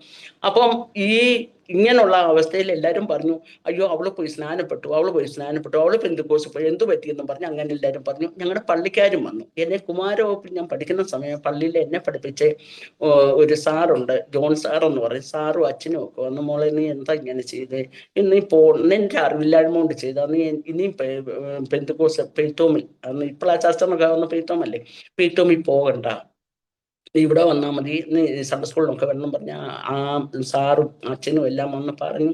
പക്ഷെ എൻ്റെ മനസ്സിന് ഒരിക്കലും എനിക്ക് രണ്ടാമത് ആ ചർച്ചിലേക്ക് മടങ്ങി പോകാനായിട്ട് തോന്നിയില്ല. ദൈവം എന്നെ ആ രീതിയിൽ വഴി നടത്തി. അന്ന് മുതൽ ഞാൻ വിശ്വാസിയായിട്ട് എൻ്റെ ഭവനത്തിൽ നിന്ന് ഏകയായിട്ട് കടന്നു വന്നു. ചർച്ചിലെ മീറ്റിങ്ങിനൊക്കെ പോകും. എൻ്റെ വീടിൻ്റെ അടുത്തൊരു കൂട്ടുകാരി ഉണ്ടായിരുന്നു. അപ്പൊ അവളും വിശ്വാസത്തിൽ ഏകയായിട്ട് വന്നാണ്. ഞങ്ങൾ രണ്ടുപേരും കൂടെ മീറ്റിങ്ങിന് പോകും, പ്രാർത്ഥനയ്ക്കും അങ്ങനെയൊക്കെ പോകും. പിന്നെ പഠിക്കുന്ന സമയം 7th പാസ്സായി 8ലേക്ക് കയറിയ സമയമാണ്. അന്ന് സ്കൂളിൽ ഞാൻ അത്രമാത്രം മിടുക്കിയോ അത്രമാത്രം ഒരു ആവറേജ് ബരാബർ ഇത് വാങ്ങിച്ച് ജയിക്കുന്ന ഒരു കുട്ടി അത്ര മാത്രമേ ഉള്ളായിരുന്നു. പക്ഷെ യഹോവ ഭക്തി ജ്ഞാനത്തിന്റെ ആരംഭമാകുന്നു, അവയെ ആചരിക്കുന്നവർക്കെല്ലാം നല്ല ബുദ്ധിയുണ്ട് എന്ന് തിരുവചനമാണ്. ഞാൻ 7th പാസ് 8ലേക്ക് ചെന്ന സമയത്ത് സ്നാനമൊക്കെ നടന്ന് ഇങ്ങനെ പോകുന്ന സമയം അന്നത്തെ എന്തോ പറ്റി, അതിനുശേഷം ഞാൻ ഈ പഠിക്കാൻ തുടങ്ങിയപ്പോഴെല്ലാം എനിക്ക് പഠിക്കണം എങ്ങനെ തിരുവചനം വായിക്കണം എന്നുള്ള ആഗ്രഹമുണ്ട്, അതുപോലെ തന്നെ പഠിക്കണം എന്നുള്ള ആഗ്രഹമായി. അങ്ങനെ തൊട്ട് ഞാൻ നല്ല മിടുക്കിയായിട്ട് പഠിക്കാൻ തുടങ്ങി. ക്ലാസ്സിലെ ഫസ്റ്റ്, ഓൾമോസ്റ്റ് എനിക്ക് അന്നേരം ഫസ്റ്റ് വാങ്ങിക്കണം, മിടുക്കിയാകണം, പഠിക്കണം, അങ്ങനെ ഒറ്റ ഒരു ചിന്തയുള്ളൂ. അങ്ങനെ ഞാൻ 8ാം ക്ലാസ് തൊട്ട് പഠിത്തത്തിൽ മിടുക്കി എന്ന് വെച്ചാൽ സാമാന്യം ക്ലാസ്സിലെ ഫസ്റ്റ് വരുന്ന ഒരു ഇതിലേക്ക് പോയി. അങ്ങനെ ആയതുകൊണ്ട് ടീച്ചേഴ്സിനെല്ലാം എന്നോട് വലിയ കാര്യമായിരുന്നു, വലിയ സ്നേഹമായിരുന്നു എന്നോട്. 8ാം ക്ലാസ്സില് അങ്ങനെ എല്ലാത്തിനും മീൻസ് പഠിക്കുന്ന എൻ്റെ ജീവിതത്തിന്റെ ഉദ്ദേശം എൻ്റെ പപ്പായയുടെ കഷ്ടപ്പാടിൽ നിന്ന് എങ്ങനെ പഠിച്ച് എൻ്റെ പപ്പായയുടെ കഷ്ടപ്പാടിൽ നിന്ന് അദ്ദേഹത്തെ രക്ഷിക്കണം. അതുപോലെ തന്നെ എൻ്റെ ഇളത്തെ സഹോദരങ്ങളാണ്, വീട്ടില് നമുക്ക് മറ്റൊന്നുമില്ല, എന്നാൽ പഠിച്ചൊരു നിലയിലാകണം എന്നുള്ള വലിയ ഹൃദയത്തിന്റെ ആഗ്രഹമുണ്ട്. അങ്ങനെ 8ാം ക്ലാസ് എല്ലാം കഴിഞ്ഞു. 9ലെ ഒരു സംഭവം, 9ലേക്ക് കയറി. 9 പഠിപ്പിച്ച ടീച്ചേഴ്സിനെല്ലാം ഞാൻ പറഞ്ഞില്ല, എല്ലാം മോണിറ്ററാണ്, എല്ലാ ടീച്ചേഴ്സും അറിയും. ഒന്നും പഠിപ്പിക്കുന്നതുകൊണ്ട് എല്ലാ LC ജോസഫ് എന്നായിരുന്നു എൻ്റെ പേര്. എല്ലാ ടീച്ചേഴ്സിനും അറിയാം. എനിക്ക് അതുപോലെ സ്കൂളിലെ ഞങ്ങളുടെ നാട്ടിലെ ഏറ്റവും പണക്കാരുള്ള കുട്ടികളായിരുന്നു എൻ്റെ ഫ്രണ്ട്സ്. ഇപ്പൊ 2 ഹിന്ദു കുട്ടികളും ഒരു ക്രിസ്ത്യാനിയുമാണ്. അവൾ എൻ്റെ ഹൃദയം, ആനി ചെറിയാൻ എന്നാണ് അവിടുത്തെ ആ കുട്ടിയുടെ പേര്. ഒരാൾ ജയശ്രീ, ഒരാൾ ചാന്ദിനി. അവരൊക്കെ ഹിന്ദുക്കളും നായന്മാരും കുട്ടികളാണ്. എന്നാൽ ഈ ഞാൻ 9ലേക്ക് കടന്നു. പഠിത്തത്തിൽ കുഴപ്പമില്ല. ചർച്ചിലെ സൺഡേ സ്കൂളിലും പോയപ്പോൾ എനിക്ക് ഇവിടെ ചെന്നാലും ഫസ്റ്റ് വാങ്ങിക്കണം എന്നുള്ള വലിയൊരു ആഗ്രഹം. ഇപ്പൊ സൺഡേ സ്കൂൾ പഠിക്കാൻ പോയപ്പോഴും സൺഡേ സ്കൂളിനകത്തും പഠിത്തത്തിലെല്ലാം ഫസ്റ്റ് ഒക്കെ എനിക്ക് കിട്ടും. ഇപ്പൊ ഫസ്റ്റ് കിട്ടുന്നവർക്ക് എന്തോ നല്ല പ്ലേറ്റ്, ഇപ്പൊ നമ്മൾ ലാവോപ്പല പ്ലേറ്റ് വാങ്ങിക്കുന്ന പോലെ അങ്ങനത്തെ പ്ലേറ്റ് ആയിരുന്നു അന്നൊക്കെ കിട്ടുന്ന, ഫസ്റ്റ് പ്രൈസിന് കിട്ടുന്നത്. ഞാനപ്പോൾ പ്രൈസ് വാങ്ങിച്ച് അമ്മയുടെ കൊണ്ടുകൊടുക്കും. അമ്മയ്ക്ക് വലിയ സന്തോഷമാകും, ഇത്രയും നല്ല പ്ലേറ്റ് കിട്ടിയില്ലെന്ന് പറഞ്ഞാൽ അമ്മ അത് പൊന്നുപോലെ സൂക്ഷിച്ച് അത് വെക്കുമായിരുന്നു. ആരെങ്കിലും വിരുന്നുകാരൊക്കെ വരുമ്പോൾ അതിനകത്ത് എന്തെങ്കിലും കൊടുക്കുന്നതൊക്കെ അമ്മ അങ്ങനെ ആയിരുന്നു. അങ്ങനെ 8ാം ക്ലാസ്സിന് ജയിച്ചു. 9ലേക്ക് വന്നു. 9 പഠിച്ചുകൊണ്ടിരിക്കുകയാണ്. പഠിക്കുന്ന സമയത്ത് പ്രാർത്ഥനയുണ്ട്, സൺഡേ സ്കൂളുണ്ട്, ബൈബിൾ വായനയുണ്ട്. ബൈബിൾ എൻ്റെ ഹൃദയം, ഞാൻ പറഞ്ഞില്ല, ബൈബിൾ എനിക്ക് ഏറ്റവും എത്ര പ്രാവശ്യം അത് വായിച്ചു തീർന്നെന്ന് എനിക്കറിയില്ല. അത്രമാത്രം എൻ്റെ ഹൃദയത്തോട് ചേർത്ത് വെച്ചൊരു ആയുധമാണ് എൻ്റെ ബൈബിള്. അങ്ങനെ 9 പഠിച്ചുകൊണ്ടിരുന്ന സമയത്ത് ഞാൻ പഠിക്കുന്ന കുട്ടിയായതുകൊണ്ട് ഒന്ന് മൂന്നിട്ടാണ് ടീച്ചേഴ്സിന് എല്ലാം അറിയാം. അങ്ങനെ പഠിച്ചുകൊണ്ടിരുന്ന സമയത്ത് എല്ലാവരുടെയും കയ്യില് ഹീറോ പെൻ, അത് ബ്ലാക്ക്, ഒരു മെറൂൺ കളറ്, അതിൻ്റെ ടോപ്പ് ഈ ഗോൾഡ് കളറുള്ള ക്യാപ്പ്, അതിൻ്റെ സൈഡിൽ ഹീറോ എന്ന് എഴുതിയിട്ടുണ്ട് ആ ക്യാപ്പിൻ്റെ അതേല്. എല്ലാവരുടെയും കയ്യിൽ ഹീറോ പെൻ. അപ്പം എനിക്കൊരു വലിയ ആഗ്രഹം, കർത്താവേ എനിക്ക് എങ്ങനെ ഒരു ഹീറോ പെൻ വാങ്ങിക്കുന്നത്. അങ്ങനെ വാങ്ങിച്ചുകൊണ്ട് അങ്ങനെ ഞാൻ വീട്ടിൽ വന്ന്, എൻ്റെ പപ്പ എന്നെ സ്നേഹിക്കുന്നുണ്ട്. പപ്പായോട് ഓൾമോസ്റ്റ് കാര്യങ്ങളൊക്കെ പറഞ്ഞാൽ പപ്പായുടെ കയ്യിലുണ്ടെങ്കിൽ പപ്പ അത് ചെയ്തു തരും. അങ്ങനെ വീട്ടിൽ വന്ന് ഞാൻ പപ്പായോട് പറഞ്ഞു, പപ്പായെ എനിക്കൊരു ഹീറോ പെന്ന് വേണം. അപ്പം പപ്പ പറഞ്ഞു, മോനെ ഇന്ന് എനിക്കതൊന്നും വാങ്ങിക്കാൻ എൻ്റെ ഇന്ന് പൈസ ഇല്ല. അപ്പൊ എനിക്ക് സങ്കടമായി. അപ്പം പപ്പായെ ബുദ്ധിമുട്ടിക്കുന്ന ശരിയല്ലല്ലോ, പപ്പ കഷ്ടപ്പെട്ടൊക്കെ വരുന്നതല്ലേ, പോട്ടെ എന്ന് കണ്ട് ഞാൻ അങ്ങനെ ഇരുന്നു. അത് കഴിഞ്ഞ് ഈ പപ്പ ചന്തയിലേക്ക് പോയി. അന്ന് മഴയുള്ളൊരു സമയമാണ്. ചന്തയ്ക്ക് പോകുന്ന സമയത്ത് പപ്പ ഇങ്ങനെ നടന്നു പോകുന്ന സമയത്ത് പപ്പായ ഒരു ഈ ചെളി ഇങ്ങനെ കിടക്കുന്നിടത്ത് പപ്പായുടെ കാല് തിന്നി ആ ചെളിയിലേക്ക് കാല് പോയി പപ്പായുടെ കാലിൽ എന്തോ തട്ടിയ സമയത്ത് പപ്പ നോക്കി അത് എന്താ തട്ടിയെന്നും കണ്ട് പപ്പ ഇത് എടുത്ത് നോക്കിയപ്പോ ഒരു ഹീറോ പെന്നെ. അപ്പം പപ്പയ്ക്ക് ഭയങ്കര അതിശയം. എന്റെ കൊച്ചിപ്പം പറഞ്ഞതേ ഉള്ളല്ലോ ഹീറോ പെൻ കിട്ടില്ല. പപ്പ അത് നല്ല വൃത്തിയാക്കി കഴുകി ആ ക്യാപ്പൊക്കെ നല്ല ക്ലീൻ ആക്കി ഏറ്റവും ബ്രാൻഡ് ന്യൂ ആക്കി വീട്ടിൽ വന്നിട്ട് എന്നോട് പറഞ്ഞു, മോളെ ഇന്നാടി നിനക്ക് ഞാൻ പെന്ന് വാങ്ങിച്ചു. ഞാൻ പറഞ്ഞു പപ്പയ്ക്ക് പൈസ ഇല്ലെന്ന് പറഞ്ഞിട്ട് ഇപ്പൊ എങ്ങനെ പെന്ന് കിട്ടിയേ, നീയും വിഷമിച്ചു. അപ്പം ഞാൻ സത്യത്തിൽ എൻ്റെ ഹൃദയത്തിൽ ദുഃഖം ഉണ്ടാക്കിയോ, എനിക്കൊരു പെന്നില്ല, എല്ലാ കുട്ടികൾക്കും ഉണ്ട്, അവരൊക്കെയാണ് അത്രയും പഠിക്കുന്നതുമല്ലേ, ഞാൻ പഠിക്കുന്ന ഒരു കുട്ടി എല്ലാത്തിനായിട്ട് എനിക്കില്ലല്ലോ എന്നുള്ള സങ്കടത്തിലാണ് ഞാനന്ന് പോയി. പിന്നെ പപ്പായുടെ അവസ്ഥ അറിയാവുന്നതുകൊണ്ട് ഞാൻ ഒന്നും പറഞ്ഞില്ല, പോട്ടെ പപ്പ സാരമില്ല എന്ന് പറഞ്ഞു. അങ്ങനെ വന്നു കഴിഞ്ഞപ്പോഴത്തേന് പെന്നും കൊണ്ട് വന്നു. എൻ്റെ ജീവിതത്തിൽ എനിക്ക് ഇത്രമാത്രം സന്തോഷമുള്ളൊരു ദിവസം ഇല്ല. കാരണം ദൈവവചനം പറഞ്ഞ അവൻ നിന്റെ ഹൃദയത്തിലെ ആഗ്രഹങ്ങളൊക്കെയും നിനക്ക് നൽകും. ആ പെണ്ണ് കിട്ടിയത് എൻ്റെ ജീവിതത്തിൽ എനിക്ക് വലിയ ഒരു വിശ്വാസത്തിൽ ഒന്നുകൂടി ഉറയ്ക്കാനായിട്ട് കാരണമായി. കാരണം നിന്റെ ഹൃദയം, നിന്റെ കൊച്ചു കുട്ടിയായിരിക്കാം, നമ്മൾ മീൻസ് ചെറിയ പ്രായമായിരിക്കാം, പക്ഷെ നമ്മുടെ ഹൃദയം നന്നായിട്ട് അറിയുന്ന ഒരു ദൈവമുണ്ട്. അന്ന് തൊട്ട് എനിക്ക് ദൈവത്തോട് ഒന്നുകൂടെ അടുക്കാനായിട്ട് തുടങ്ങി. ഒന്നുകൂടെ പ്രാർത്ഥിക്കും, കർത്താവേ നീ എനിക്ക് പെന്ന് തന്നല്ലോ, എനിക്ക് വലിയ സന്തോഷം. ഞാൻ വീട്ടിൽ സ്കൂളിൽ ചെന്ന് പിള്ളേരെയൊക്കെ കാണിച്ച് എൻ്റെ പുതിയ പെന്ന് കിട്ടിയെന്നൊക്കെ പറഞ്ഞ് വലിയ സന്തോഷം. അത് ഞാൻ വർഷങ്ങളോളം ഞാൻ ആ പെന്ന് സൂക്ഷിച്ചു വെച്ചു. അങ്ങനെ ആ ഒരു സംഭവം. അങ്ങനെ എൻ്റെ ജീവിതത്തില് 9th കഴിഞ്ഞു. 9th എല്ലാം ഓൾമോസ്റ്റ് 10th ആ വർഷത്തില് ഞാനായിരുന്നു ഞങ്ങളുടെ സ്കൂളിലെ കടപ്ര ഗവൺമെന്റ് ഹൈസ്കൂളിലെ സ്കൂൾ ലീഡറായിരുന്നു ഞാൻ. ആ മീൻസ് അങ്ങനെ എല്ലാ കാര്യങ്ങളിലും എന്നെ മുൻനിരയിലാക്കിക്കൊണ്ട് ആക്കുന്ന ഒരു സമയമായിരുന്നു. അപ്പം എല്ലാ ടീച്ചേഴ്സും ഞങ്ങളുടെ ഒപ്പായോട് പറയും, ജോസഫേ നീ വിഷമിക്കണ്ട, നിന്റെ മോള് പഠിച്ച നല്ലൊരു നിലയിലാകും, അവളെ കൊണ്ട് നിന്റെ കഷ്ടപ്പാടൊക്കെ മാറും, നീ അതുകൊണ്ട് ഭാരപ്പെടണ്ട എന്നൊക്കെ എപ്പോഴും ഇങ്ങനെ പറയും. അപ്പം 10 ആയപ്പോഴത്തേന് എല്ലാവരും പറഞ്ഞു, മോളെ സ്റ്റഡി ടൈമൊക്കെ എപ്പോഴും നിനക്ക് ഫസ്റ്റ് ക്ലാസ് കിട്ടേണ്ട കുട്ടി, ഇതാന്ന് പറഞ്ഞ് എല്ലാവരും അങ്ങനെയൊക്കെ പറഞ്ഞിരിക്കുന്ന ഒരു സമയമാണ്. അങ്ങനെല്ലാം പറഞ്ഞു. സ്റ്റഡി ലീവ് ഒക്കെ കഴിഞ്ഞ് എക്സാമായി പാസ്സായി. ഫസ്റ്റ് ക്ലാസ് ഒന്നും കിട്ടിയില്ല, പക്ഷേ പാസ്സായി കഴിഞ്ഞ് SLC പാസ്സായി. അന്ന് 210 മാർക്ക് അങ്ങനെയുള്ള ടൈമാണ്. ഒരുമാതിരി നല്ല മാർക്കോടുകൂടെ പാസ്സാകാൻ ദൈവം സഹായിച്ചു. പാസ്സായി കഴിഞ്ഞ് പിള്ളേരെല്ലാം കോളേജിൽ പോകുന്നു. എല്ലാവരും എൻ്റെ കൂട്ടുകാരെല്ലാം ഭയങ്കര പണക്കാരാണ്. എനിക്ക് കോളേജിൽ പോകാനോ എനിക്ക് പഠിക്കുവാനോ ഞങ്ങളുടെ പപ്പായുടെ അടുക്ക പൈസ ഇല്ല. പപ്പയെ എനിക്കാണെങ്കിൽ പഠിച്ച് വലിയൊരു നിലയിലാകണം, നല്ലൊരു ഹൈ പ്രൊഫൈലാകണം എന്നുള്ള വലിയ ആഗ്രഹം. പപ്പായുടെ ഈ പൈസ ഇല്ല. ഞാൻ എന്നിട്ടും മർത്തോമ കോളേജിൽ പോയി അവിടുന്ന് ഫോമൊക്കെ വാങ്ങിച്ചുകൊണ്ട് വന്നു. അപ്പം ഞങ്ങളുടെ പള്ളിയിലെ അച്ഛൻ വന്നിട്ട് പറഞ്ഞു, ഒരു കുട്ടിയെ ഇങ്ങനെ പഠിപ്പിക്കാം, ചർച്ചിൽ നിന്ന് അങ്ങനെ പഠിപ്പിക്കും, നിനക്ക് അങ്ങനെ പഠിക്കണമെങ്കിൽ പഠിക്കാം, പക്ഷേ നീ ചർച്ചിൽ തിരിച്ചു വരണം, 500 രൂപയും നിന്നെ പഠിപ്പിക്കുന്നത് ഞങ്ങൾ ഏറ്റെന്ന് പറഞ്ഞു. ഞാൻ പറഞ്ഞു, എനിക്ക് 500 രൂപയും വേണ്ട അച്ഛാ, എനിക്ക് പഠിക്കുകയും വേണ്ട.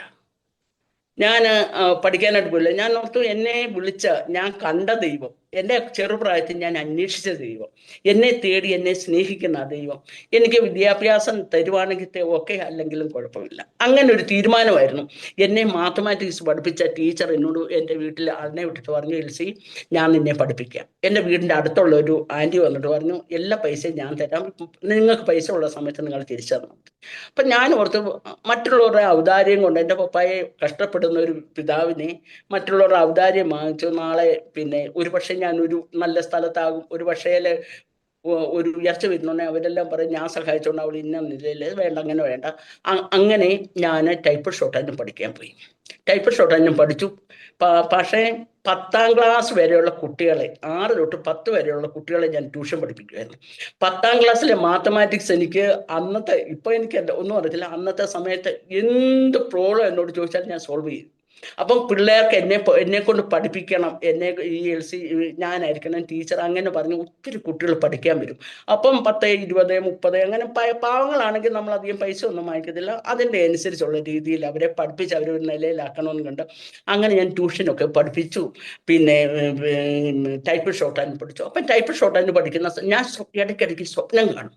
അപ്പൊ ഒരു ദിവസം ഞാൻ ഇങ്ങനെ ഒരു സ്വപ്നം കണ്ട് എങ്ങനെ ഒരു റിമിംഗ്ടൺ ടൈപ്പ് റൈറ്ററിന്റെ മുന്നിൽ ഒരു ഓഫീസ് റൂമിൽ ഇതുപോലെ ഒരു വലിയ ചെയറിന്റെ അടുക്കൽ ഞാൻ ഇങ്ങനെ ഇരുന്ന് ടൈപ്പ് ചെയ്യുക. അപ്പോൾ അങ്ങനെ കണ്ട് ഞങ്ങളുടെ അമ്മയോട് ചെന്ന് ഞാൻ എല്ലാം പറയും. അമ്മ ഒരു നല്ല ഭക്തി ആയതുകൊണ്ട് എന്ത് സ്വപ്നം കണ്ടില്ല, അമ്മ ഇങ്ങനെ ഒരു സ്വപ്നം ഞാൻ കണ്ടു, എന്താണെന്ന് അറിയത്തില്ല, മോളെ നീ പഠിക്കാൻ പറഞ്ഞു. അപ്പം ടൈപ്പ് പഠിക്കാൻ പോയി, ടൈപ്പ് പഠിച്ചു, ഷോർട്ട് ഹാൻഡ് പഠിച്ചു, ടൈപ്പിന്റെ ലോവർ ടെസ്റ്റ് കഴിഞ്ഞു. ആ ലോവർ ടെസ്റ്റിന് പോകുന്ന ഞങ്ങളുടെ തിരുവല്ലയിൽ നിന്ന് വളഞ്ഞവട്ടത്തിൽ നിന്നും ചെങ്ങന്നൂര് ബോയ്സ് ഹൈസ്കൂളിലാണ് പോകേണ്ടി. അന്നത്തെ പകല് പക്ഷെ ഭയങ്കര മഴ. ഞാനും ഉണ്ട്, എൻ്റെ ഒരു കൂട്ടുകാരും, ഞങ്ങൾ രണ്ടുപേരും പോകേണ്ട ദിവസം. ആദ്യമത്തെ ടൈം എൻ്റെയാ, 10 തൊട്ട് 11 വരെ എൻ്റെ ടൈമാണ്. രണ്ടാമത് അവിടെയും ഞങ്ങൾ തിരുവല്ല വളഞ്ഞ് ഞങ്ങളുടെ ആലഞ്ചേരി അവിടെ ചെന്ന് നിന്നിട്ട് ഒരു ബസ്സും കിട്ടുന്നില്ല. പിന്നെ ഒരു ബസ് വന്നു, ഞങ്ങൾ കയറി, മഴ കൊണ്ട് ഇടയ്ക്കൊക്കെ നിന്ന് വളരെ ബുദ്ധിമുട്ടിയാണ് ഞങ്ങൾ പോയത്. ചെന്നു, എന്നെ ടൈപ്പ് പഠിക്കുന്ന ടീച്ചർ എൻ്റെ കയ്യെ പിടിച്ച് മിഷന്റെ മുന്നിൽ കൊണ്ട് ഇരുത്തുകയായിരുന്നു. അത്ര ടൈമിൽ ഇരുന്ന് ഒരാൾ വരാനുണ്ടെന്നും പറഞ്ഞ് ഇരുന്ന് കഴിഞ്ഞ് പെട്ടെന്ന് വിസിലടിച്ചു. ഞങ്ങളില്ല, കുതിര ഓടുന്ന പോലെ ടൈപ്പിംഗ് ചെയ്തു. അതൊക്കെ ഒരു വലിയൊരു അനുഭവം തന്നെ. പക്ഷെ അന്ന് ലോവർ അത് പാസ്സായി. അത് കഴിഞ്ഞിട്ട് ഇങ്ങനെ ഹയറിന് പഠിക്കണം. അപ്പൊ ആൾക്കാരെല്ലാം ചോദിക്കുന്നുണ്ട്, നീ ടൈപ്പ് ഷോർട്ട് ഹാൻഡ് പഠിച്ചോ നിന്റെ കൂട്ടുകാരെല്ലാം? ഞാൻ പറഞ്ഞു സാരമില്ല, എനിക്കിത് മതി, അതുകൊണ്ട് എന്തെങ്കിലും ലഭിക്കുമെങ്കിൽ അത് മതി, ഇല്ലെങ്കിൽ സാരമില്ല, ദൈവം നടത്തും. അങ്ങനെ ദൈവം നടത്തും, ദൈവം പുലർത്തും. അങ്ങനെ ഒരു ഭക്തി, ഒരു ഉറപ്പ് എനിക്ക് ദൈവത്തോടുണ്ടായിരുന്നു. കാരണം അവങ്കിലേക്ക് നോക്കിയ പ്രകാശിതരായി, അവരുടെ മുഖം തെല്ലിൽ ലജിച്ചു പോയിട്ടില്ല. അതെന്റെ വചനം എൻ്റെ ഹൃദയത്തിന്റെ ഉള്ളില് ഇരിക്കുന്ന ഒരു വചനമായിരുന്നു. അപ്പം ഞാൻ പഠിക്കുന്നുണ്ട്, ആൾക്കാരെല്ലാം ചോദിക്കുന്നുണ്ട്, നീ ടൈപ്പും ഷോർട്ട് ഹാൻഡ് പഠിച്ചാൽ നിനക്ക് എവിടെ ജോലി കിട്ടും, ആരും നിന്നെ കൊണ്ടുപോകും, അങ്ങനെയൊക്കെ ഉണ്ട്. ആരും കൊണ്ടുപോകാനില്ലെങ്കിൽ സാരമില്ല എന്നോർത്ത് അങ്ങനെ പഠിച്ചുകൊണ്ടിരിക്കുന്ന സമയം ടൈപ്പിന്റെ ഹയറിന് എഴുതാനുള്ള ഫോം എല്ലാം ഇങ്ങനെ ഫില്ല് ചെയ്തുകൊണ്ടിരിക്കുന്ന സമയത്ത് എൻ്റെ അമ്മയുടെ അനുജത്തി പാലക്കാട്ടുണ്ട്. അപ്പം പാലക്കാട്ട് നിന്ന് എൻ്റെ ഉപ്പാപ്പൻ പറഞ്ഞു, എൽസിയും കൊണ്ട് നിങ്ങൾ പാലക്കാട്ട് വരണം, അവിടെ ഒരു കല്യാണമെല്ലാം സെറ്റിലാക്കിയിട്ടുണ്ട്, കത്തോലിക്കര. അപ്പം അമ്മ എന്നോട് പറഞ്ഞു, മോനെ നമുക്ക് പാലക്കാട്ട് പോകണം, ഉപ്പാപ്പൻ വിളിച്ചിട്ടുണ്ട്, നിന്നെയും കൊണ്ട് പോകണം, ചെല്ലണം എന്ന് പറഞ്ഞു. ഞാൻ ചോദിച്ചു, എന്നെയും കൊണ്ട് എന്തിനാ ഉപ്പാപ്പൻ്റെ അവിടെ പാലക്കാട്ട് പോകുന്നേ? നീ ഒരുങ്ങിയാൽ നമുക്ക് പോകാമെന്നൊക്കെ പറഞ്ഞു. ഞാൻ പറഞ്ഞില്ല, ഞാൻ വരുന്നില്ല. അപ്പൊ എനിക്ക് പിടി കിട്ടി ഇങ്ങനെ എന്തോ സംഭവം ഉണ്ട്. ഞാൻ പറഞ്ഞില്ല, ഞാൻ പാലക്കാട്ട് വരുന്നില്ല, എനിക്ക് ഇപ്പം വരുന്നില്ലെന്ന് പറഞ്ഞു. അങ്ങനെ ഞാൻ പാലക്കാട്ടും പോയില്ല, ആ കല്യാണത്തിന് എഗ്രിയും ചെയ്തില്ല. അത് കഴിഞ്ഞപ്പോൾ ഞങ്ങളുടെ ചർച്ചിൽ നിന്ന് ഒരു ബ്രദർ ഒരു കല്യാണം ആലോചിച്ചു. അപ്പൊ എൻ്റെ നല്ലൊരു ഭക്തനായ ഒരു വിശ്വാസിയായിരിക്കണം, പിന്നെ ജോലിയുള്ള ഒരു വ്യക്തിയായിരിക്കണം. ഈ 2 കാര്യങ്ങളായി എനിക്ക് ഞാൻ കണക്കൂട്ടി വെച്ചെന്ന 2 കാര്യങ്ങളാണ്. അപ്പം എൻ്റെ ചർച്ചിലുള്ള ബ്രദർ പറഞ്ഞു, പിന്നെ പപ്പായോട് അമ്മയുടെ ഒക്കെ വരുമായിരുന്നു. അപ്പം ആ ബ്രദർ വന്ന് പ്രാർത്ഥിക്കാനൊക്കെ വരും. അപ്പം നമുക്ക് പശു അങ്ങനെയൊക്കെയുള്ള കാര്യങ്ങളുണ്ട്. അപ്പം ആടിന് വന്നാലോ അസുഖം വന്നാലോ ബ്രദർ വന്ന് പ്രാർത്ഥിക്കും, വീട്ടിൽ അമ്മയ്ക്ക് അസുഖം വന്നാലും വന്ന് പ്രാർത്ഥിക്കും. അങ്ങനെ ഉള്ള ഒരു ബ്രദറായിരുന്നു. തോമസ് ബ്രദറായിരുന്നു പുള്ളിയുടെ പേര്. ഇപ്പം കർത്താവിന് നിദ്ര പ്രാപിച്ചു, അങ്ങനെ കർത്താവ് വിശ്രമിക്കുന്നു. അദ്ദേഹം ഒരു കല്യാണാലോചന കൊണ്ടുവന്നു. കല്യാണാലോചന എന്ന് പറഞ്ഞാൽ ഹിന്ദു മതത്തിൽ നിന്നും ഏകനായിട്ട് വിശ്വാസത്തിൽ വന്ന ഒരു വ്യക്തിയാണ്. അദ്ദേഹം ഡൽഹി ജോലി ചെയ്യുക. അപ്പം ഈ പുള്ളിക്കാരനെ കല്യാണം ആലോചിച്ചു. ഞങ്ങളുടെ അമ്മയോട് വന്ന് പറഞ്ഞു, ഇതുപോലെ അമ്മാമ്മ ഇതുപോലെ ഒരു പയ്യനുണ്ട്, പക്ഷെ ഇങ്ങനെ ഹിന്ദുവിൽ നിന്ന് കൺവേർട്ടഡാ. ഞങ്ങളുടെ പപ്പ ജന്മം ചെയ്താൽ സമ്മതിക്കത്തില്ല, അപ്പായോട് പറയാനും അമ്മയ്ക്ക് പേടിയ. അങ്ങനെ ഇരിക്കുന്ന ഒരു സാഹചര്യത്തിൽ എൻ്റെ കൂട്ടുകാരിയാണ് എൻ്റെ സിസ്റ്റർ, നേരെ ഉഷ എന്നാണ് അവിടെ പേര്. അവളുമായിട്ട് ഞങ്ങൾ വളരെ ക്ലോസ് ആണ്, ഞങ്ങൾ ഫ്രണ്ട്സിന്റെ കൂട്ടി വർത്താനം പറയുന്നത്. അപ്പൊ ഉഷ പറഞ്ഞു, എൽസി പിന്നെ ഇതുപോലെ എൽസ്വാമേ, പിന്നെ ഇതുപോലെ കല്യാണം പാലക്കാട്ട് നിന്നെ കൊണ്ടുപോകാൻ അതിനായിരുന്നു, ഇനി നിന്റെ ഇതുപോലെ ആ തോമസ് ബ്രദർ വന്ന് പറഞ്ഞിട്ടുണ്ട്. ഞാൻ പറഞ്ഞു, വിശ്വാസിയാണെങ്കിൽ അത് 100%, ആരെങ്ങനായാലും എനിക്കൊരു കുഴപ്പമില്ല, എനിക്കത് ഇഷ്ടമാണ്. അപ്പോൾ ഞങ്ങളുടെ അമ്മയ്ക്ക് അറിയാം, അധികം കള്ളുകുടിയന്മാരെ അങ്ങനെയുള്ള ഒരു മദ്യപാനം അങ്ങനെയൊക്കെ ഞങ്ങളുടെ ഒപ്പായ്ക്ക് ഇടയ്ക്കൊക്കെ കുറച്ചുണ്ടായിരുന്നുകൊണ്ട്, പുകവലി അങ്ങനെയൊക്കെ ഉണ്ടായിരുന്നുകൊണ്ട് എനിക്ക് അങ്ങനെയുള്ള കാര്യങ്ങൾ ഇഷ്ടമല്ലെന്ന് അമ്മയ്ക്ക് അറിയാം. ഒരു ഭക്തനായ ഒരു വിശ്വാസിയാണെന്ന് മനസ്സിലായപ്പോൾ ഞങ്ങളുടെ അമ്മ അതിനെ സപ്പോർട്ട് ചെയ്തു. അമ്മ പറഞ്ഞു, പപ്പയോട് പറഞ്ഞു, ഏതായാലും സാരമില്ല, അവരെങ്ങനെ ആയിരുന്നാലും നമുക്ക് ആരോടും ഇപ്പം പറയണ്ട, കല്യാണത്തിന്റെ കാര്യം നടത്താം. എന്നിട്ട് പപ്പ അവിടെ പോയി അവരുടെ വീടെല്ലാം പോയി കണ്ടിട്ട് കൊണ്ടുവന്ന്, നമുക്കൊരിക്കലും പറ്റിയൊരു കല്യാണമല്ല, വേണ്ട, ആ കല്യാണം നടത്താൻ പറ്റത്തില്ലെന്ന് പപ്പ എഗനസ്റ്റായി. പക്ഷെ അമ്മയുടെ ഹൃദയത്തിലുണ്ട്, ഇവക്കും ജോലിയുള്ള ഒരാളെ, ഇവളും ടൈപ്പൊക്കെ പഠിച്ചാലേ എവിടെയെങ്കിലും പോയി ജോലി കിട്ടുമല്ലോ. അപ്പൊ എൻ്റെ ഹൃദയത്തിൽ എൻ്റെ സഹോദരങ്ങളെ എങ്ങനെയും സഹായിക്കണം, ജോലിയൊക്കെ കിട്ടി പുറത്തൊക്കെ പോകാം എന്നുള്ള ചിന്തയിലാണ് ഞാനും ഇരിക്കുന്നത്. അങ്ങനെ ഇരുന്ന് കഴിഞ്ഞ് ഞങ്ങളുടെ അമ്മ ഒരു കാര്യം പറഞ്ഞു, നമുക്കിപ്പോൾ ആരോടും പറയണ്ട, ഇങ്ങനെ കൺവേർട്ടഡ് ആയിട്ടുള്ള ഒരു വ്യക്തിയാണെന്ന് നമുക്ക് ആരോടും പറയണ്ട, നമുക്ക് കല്യാണത്തിന്റെ കാര്യങ്ങൾ ക്രമീകരിക്കാം, അങ്ങനെ കല്യാണം ഉറയ്ക്കാനൊക്കെ പോവാം. അങ്ങനെ ആയി. കല്യാണത്തിന്റെ ആരോടും പറയാം. ഞങ്ങളുടെ അമ്മ 2 സിസ്റ്റേഴ്സാണ്. അമ്മയുടെ അമ്മാച്ചന്മാർ, ചേട്ടത്തി, എനിക്ക് മക്കൾ, അങ്ങനെയുള്ള സഹോദരങ്ങളൊക്കെ ഉണ്ട്. പപ്പായുടെ സഹോദരങ്ങളൊക്കെ ഉണ്ട്. ആരോടും പറയാതെ ഇമ്പോർട്ടൻ്റ് ആയിട്ടുള്ള ഒന്ന് രണ്ട് പേരോട് പറഞ്ഞ് ഇങ്ങനെയുള്ള ആളാണ്, അങ്ങനെ പറഞ്ഞിട്ടാണ് കല്യാണത്തിൻ്റെ കാര്യത്തിന് പോയി. പക്ഷേ അത് കല്യാണം ഉറയ്ക്കുന്ന അവരുടെ വീട്ടിൽ വെച്ചും കല്യാണം ഞങ്ങളുടെ ആ പുള്ളി ഏകനായിട്ട് വിശ്വാസം വന്നുകൊണ്ട് കല്യാണം ഒക്കെ ഞങ്ങളുടെ വീട്ടിൽ വെച്ച് നടത്താം എന്നുള്ള രീതിയിലാണ്. അങ്ങനെ അവരോട് പോയി പറഞ്ഞു, നിങ്ങൾ ശരിയാണ്, കല്യാണം നടത്താൻ കുഴപ്പമില്ല, നിങ്ങളുടെ രീതിയിൽ ഉള്ള ആൾക്കാരെല്ലാം കൂടെ വന്ന് അങ്ങനെ നമ്മുടെ ഇതിനെ ഇതാക്കരുത്, എല്ലാ നാട്ടുകാരെല്ലാം അറിയുമല്ലോ, അങ്ങനൊക്കെ പറഞ്ഞു. പക്ഷേ അവരെല്ലാം വന്നത് അങ്ങനെ തന്നെ. അതിൻ്റെ കല്യാണം നടന്നു.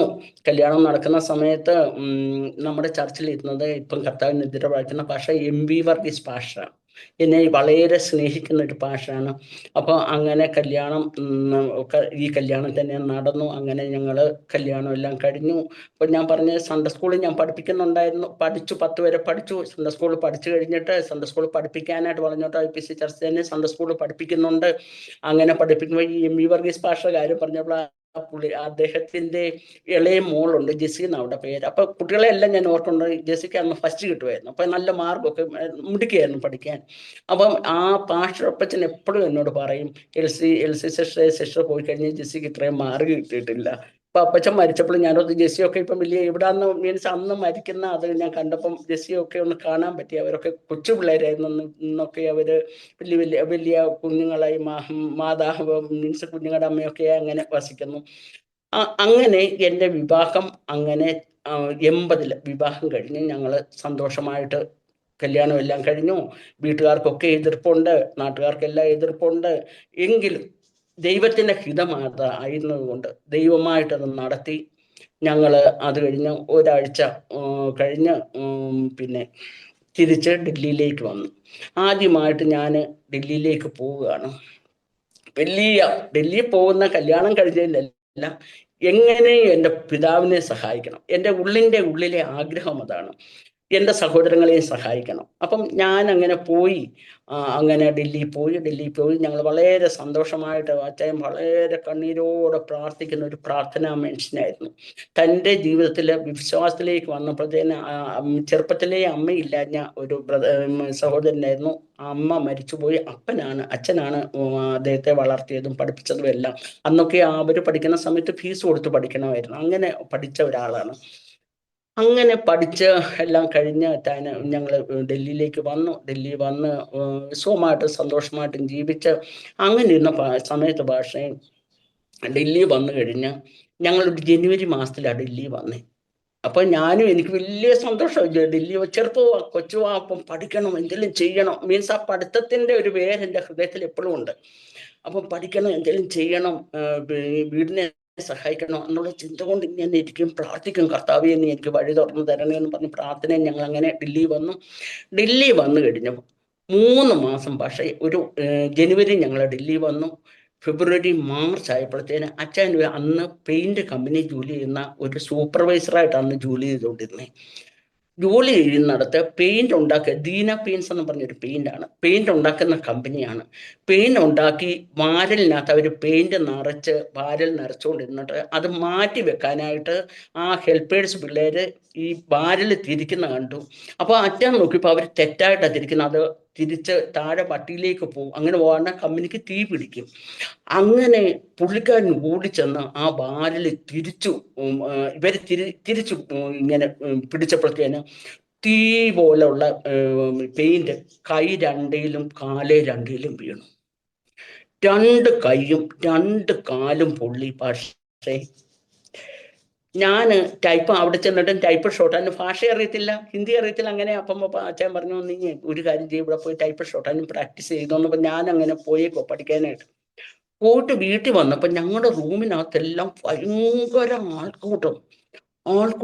അച്ഛനെ നോക്കിയപ്പോൾ 2 കൈയും 2 കാലും, അത് വലിയ പൊണ്ണനായിട്ട് ഇങ്ങനെ കൈ രണ്ടും ഇങ്ങനെ കെട്ടിവെച്ചേക്കുന്ന, വെറുതെ ഒരു മാറ്റം ഇങ്ങനെ ചുറ്റി ഇവിടം വരെ, ഇവിടെ തൊട്ട് ഇവിടം വരെ ഇങ്ങനെ ചുറ്റി കെട്ടിവെച്ചേക്കോ. പക്ഷേ കാല് രണ്ടും അതുപോലെ തന്നെ, 2 കാലും 2 കൈയും ഇങ്ങനെ കെട്ടി. ഞാൻ സംഭവം തോന്നറിയത്തില്ല. ഞാൻ ടൈപ്പും കഴിഞ്ഞ് എൻ്റെ അവിടെ ഞങ്ങളുടെ കൂട്ടുകാരൊന്നിച്ച് വന്ന് തിരിച്ച് കളിച്ച് സന്തോഷമായിട്ട് വീട്ടിൽ വന്നപ്പോൾ കാണുന്ന കാഴ്ച ഇതാണ്.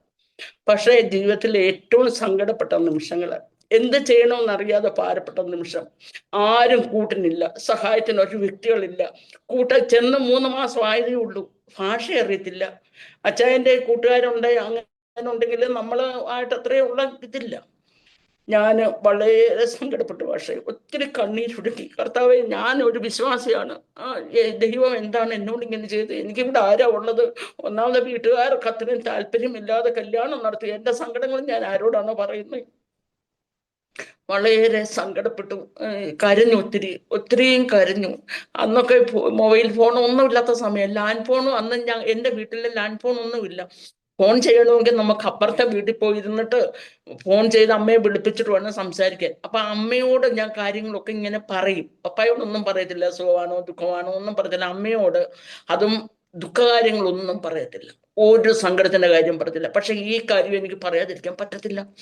ഞാൻ കണ്ണീരുടുത്തി അമ്മയെ വിളിച്ചു. അമ്മയെ ഇങ്ങനെ കൈയും കാലും പൊട്ടി, രണ്ട് കാലും പൊട്ടി അമ്മയെ കിടന്ന കിടപ്പ്. അപ്പം പക്ഷേ ഞാൻ ചെറുപ്പം മുതൽ ഭയങ്കര വൃത്തിക്കാരിയായിരുന്നു. എനിക്ക് ഈ നാറ്റവും ഈ സ്മെല്ലും അങ്ങനെ ഇപ്പം നമ്മള് ഇരുന്ന ഊറ്റു അങ്ങനെയുള്ള കാര്യങ്ങൾക്കൊക്കെ എനിക്ക് വളരെ ബുദ്ധിമുട്ടായി. എനിക്ക് ഭയങ്കര ഓക്കാനം വരും. ഞാൻ അങ്ങനെ ഇരിക്കുന്ന സമയത്തൊക്കെ ഞാൻ വീട്ടിൽ ഇറങ്ങിപ്പോവും. അങ്ങനെ ഒരു കാര്യമായിരുന്നു. ഇത് സംഭവിച്ചു കഴിഞ്ഞു. അച്ഛൻ 3 മാസം കിടന്ന കിടപ്പിൽ കിടക്കുക. എല്ലാ കാര്യങ്ങളും നമുക്ക് ചെയ്യണം. ഞാൻ ഏറ്റവും വെറുക്കുന്ന സംഭവങ്ങളും മലമൂത്ര വിസർജനം ഒക്കെ എനിക്ക് ഏറ്റവും വെറുപ്പുള്ള കാര്യം. ആരോട് പറയാൻ, സങ്കടങ്ങൾ അറിയിക്കാൻ ആരുമില്ല. അങ്ങനെ വളരെ ഞാൻ ഭാരപ്പെട്ടു, ഒത്തിരി കണ്ണീരൊഴുക്കി. കർത്താവേ, എന്താണ് നീ എന്നോട് ഇങ്ങനെ ചെയ്തത്? ഞാൻ ദൈവത്തിന് അറിയാം. അപ്പൊ എന്റെ മനസ്സിൽ ദൈവത്തിന് അറിയല്ലോ, ഞാൻ ഇച്ചിരി വൃത്തിയുള്ള ഇങ്ങനെയുള്ള കാര്യങ്ങളൊക്കെ എനിക്ക് ഇഷ്ടമല്ലെന്ന്. അങ്ങനെ ഞാൻ ഒത്തിരി സങ്കടപ്പെട്ടു. പക്ഷേ ചർച്ചിലുള്ള ആൾക്കാർ, വിശ്വാസികളെല്ലാം കടന്നു വന്നു പ്രാർത്ഥിക്കാനും. ഒത്തിരി ദേവദാസന്മാർ വന്ന് പ്രാർത്ഥിച്ച് ആശ്വസിച്ചു.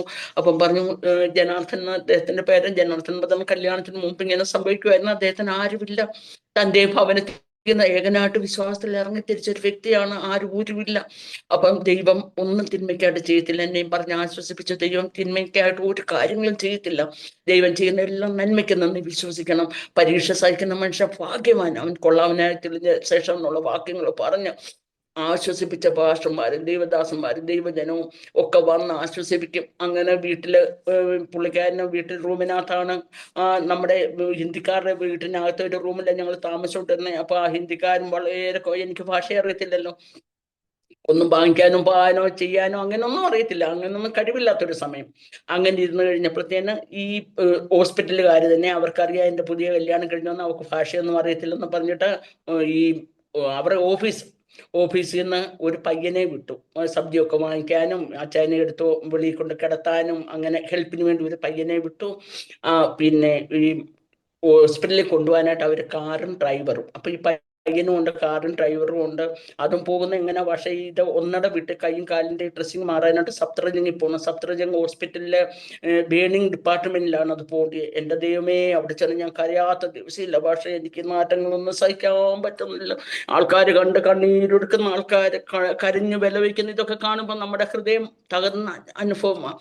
അങ്ങനെ പോയി അവിടെ പോയി ട്രീറ്റ്മെന്റ് ഒക്കെ ചെയ്ത ഈ ഡോക്ടേഴ്സ് പറഞ്ഞു 6 മാസമൊക്കെ കംപ്ലീറ്റ് കഴിയാതൊന്നും കുറവാകത്തില്ല, ഇത്തിരെങ്കിലും ക്യൂറായിട്ട് വരണമെങ്കിൽ 6 മാസം കുറഞ്ഞത് എടുക്കുമെന്ന് പറഞ്ഞു. പിന്നെ അതുപോലെ നല്ല ഫുഡ് കൊടുക്കണം, നല്ല നല്ല ആഹാരങ്ങൾ കൊടുക്കണം. അങ്ങനെ അപ്പൊ എനിക്ക് ഫുഡും പ്രിപ്പറേഷനും പാചകവും ഒന്നും ഒരു പരിചയവും ഇല്ല. എന്തോ ചെയ്യണോ എങ്ങനെ ആണെന്നോ അമ്മയൊക്കെ ഉണ്ടാക്കി അവരൊക്കെ ഉണ്ടാക്കി തന്നു കഴിച്ചു. അങ്ങനെയുള്ള ഒരു ഇതുവാ. ഡൽഹി വന്ന അച്ഛനെ എന്നെ ടൊമാറ്റോ ചട്നി ഉണ്ടാക്കണം, അത് ചെയ്യണം, ഇങ്ങനെ ചെയ്യുന്ന എന്നെ പഠിപ്പിച്ചുകൊണ്ടിരിക്കുന്ന സമയമാണ്. ഞാൻ ഏതായാലും അന്ന് ഞങ്ങളുടെ ചർച്ചയിൽ നിന്നുള്ള സിസ്റ്റേഴ്സൊക്കെ വന്ന് ഫുഡൊക്കെ ഉണ്ടാക്കി അങ്ങനെ വലിയ സപ്പോർട്ട് ചെയ്തു. വീട്ടിലെ കാര്യങ്ങളെല്ലാം നോക്കാനും ആൾക്കാരെല്ലാം വരികയും പോവുകയും. അങ്ങനെ അച്ചായനെ 3 മാസത്തോളം 3 മാസം കഴിഞ്ഞപ്പോൾ അച്ചായൻ്റെ കൈയും കാലും എല്ലാം ശരിയായി. കൈയെല്ലാം കരിഞ്ഞു, മരിക്കുന്നതും വരെയും കൈ മൊത്തം പൊള്ളിയ പാടുണ്ട്. 2 കൈയിലും പാടുണ്ട്, 2 കാലിലും പാടുണ്ടായിരുന്നു. പുള്ളിയും ഒത്തിരി സങ്കടങ്ങളും കഷ്ടങ്ങളും സഹിച്ചു. പക്ഷെ വിശ്വാസത്തിൽ നിന്ന് ഒരിക്കലും പിന്മാറിയില്ല. പറഞ്ഞ സാരമില്ല, ദൈവം എല്ലാം നന്മയ്ക്കായിട്ട് ചെയ്യത്തുള്ളൂ. അങ്ങനെ ആ 3 മാസം കൊണ്ട് കെട്ടൊക്കെ അടിച്ച്, പിന്നെ ഓയിൽമെന്റ് ഒക്കെ ഇങ്ങനെ പുരട്ടി, പിന്നെ ഇന്ന് ഹോസ്പിറ്റലിൽ പോകേണ്ട അങ്ങനത്തെ ഒരു സ്റ്റേജ് വന്നു. ഒരു 4 മാസം ആയപ്പോഴത്തേന് പിന്നെ ഡ്യൂട്ടിയൊക്കെ ജോയിൻ ചെയ്തു. അപ്പം അവരുടെ കമ്പനിയുടെ ഓഫീസിൽ എനിക്ക് ഒരു ജോലി കിട്ടി. ഞാൻ അന്ന് അവിടെ ടൈപ്പിസ്റ്റായിട്ട്, അവിടെ അക്കൗണ്ട് അസിസ്റ്റന്റ് ആയിട്ട് അവരുടെ ഓഫീസിന്റെ. അപ്പോൾ കമ്പനി ഓർഡത്ത് ഓഫീസ് വേറൊരു സ്ഥലത്തും. അങ്ങനെ അവിടെ പോയി ജോയിൻ ചെയ്ത് ജോലിയൊക്കെ കിട്ടി. കുഴപ്പമില്ലാതെ പിന്നെ അതിനുശേഷം കുഴപ്പമില്ലാതെ ഇങ്ങനെ ജീവിക്കുവാണ്. അപ്പം എൻ്റെ ആദ്യത്തെ ശമ്പളം പക്ഷേ എനിക്ക് 250 രൂപയാണ് ആദ്യമായിട്ട് എനിക്ക് ശമ്പളം കിട്ടി. അപ്പൊ 250, അപ്പം ദൈവത്തിനെല്ലാം കൊടുക്കണം. എനിക്ക് ആര് വീട്ടിൽ വന്നാലും അവർക്ക് എന്തെങ്കിലും ഫുഡ് കൊടുക്കണം, ചായ കൊടുക്കണം. എനിക്ക് ചായ ഒക്കെ നല്ലതായിട്ട് ഇടാൻ കുറെ മധുരം ഇടും, കുറെ ഫുഡിനകത്ത് കുറെ ഉപ്പിടും. അങ്ങനത്തെ ഒരു അന്തരീക്ഷമാണ് എനിക്ക് അന്ന്. എന്നാലും ആര് വന്നാൽ എൻ്റെ അമ്മയുടെ ആ സ്വഭാവത്തിന്റെ കുറെ മൂല്യങ്ങൾ ഞങ്ങൾക്ക് കുഞ്ഞുങ്ങൾക്കൊക്കെ കിട്ടിയിട്ടുണ്ട്. ആര് വന്നാലും അവർക്ക് ചോറോ ഉള്ളതിന്റെ ഇച്ചിരി പങ്ക് കൊടുക്കുന്ന ഒരു വളരെ ഇഷ്ടമാണ്. അപ്പൊ ദൈവത്തിനാണെങ്കിലും ദൈവദാസന്മാർക്കാണെങ്കിലും അങ്ങനെ ഒരു ആദത്തായിരുന്നു ആ സമയത്ത്. അങ്ങനെ ഇരുന്നപ്പോൾ സമയത്ത് എനിക്ക് ആദ്യമേ ശമ്പളം കിട്ടി. 250 രൂപ ശമ്പളം കിട്ടി. അതിലെന്തോ പപ്പായ്ക്ക് അയക്കും. അപ്പം ഞാൻ ആദ്യമേ അച്ചായനോട് പറഞ്ഞു, അച്ഛാ 250 രൂപ കിട്ടി, 25 രൂപ ടൈത്ത്. അച്ഛൻ ഒരു കാര്യം ചെയ്യും, എൻ്റെ ടൈത്ത് 50 രൂപ ഇടണം.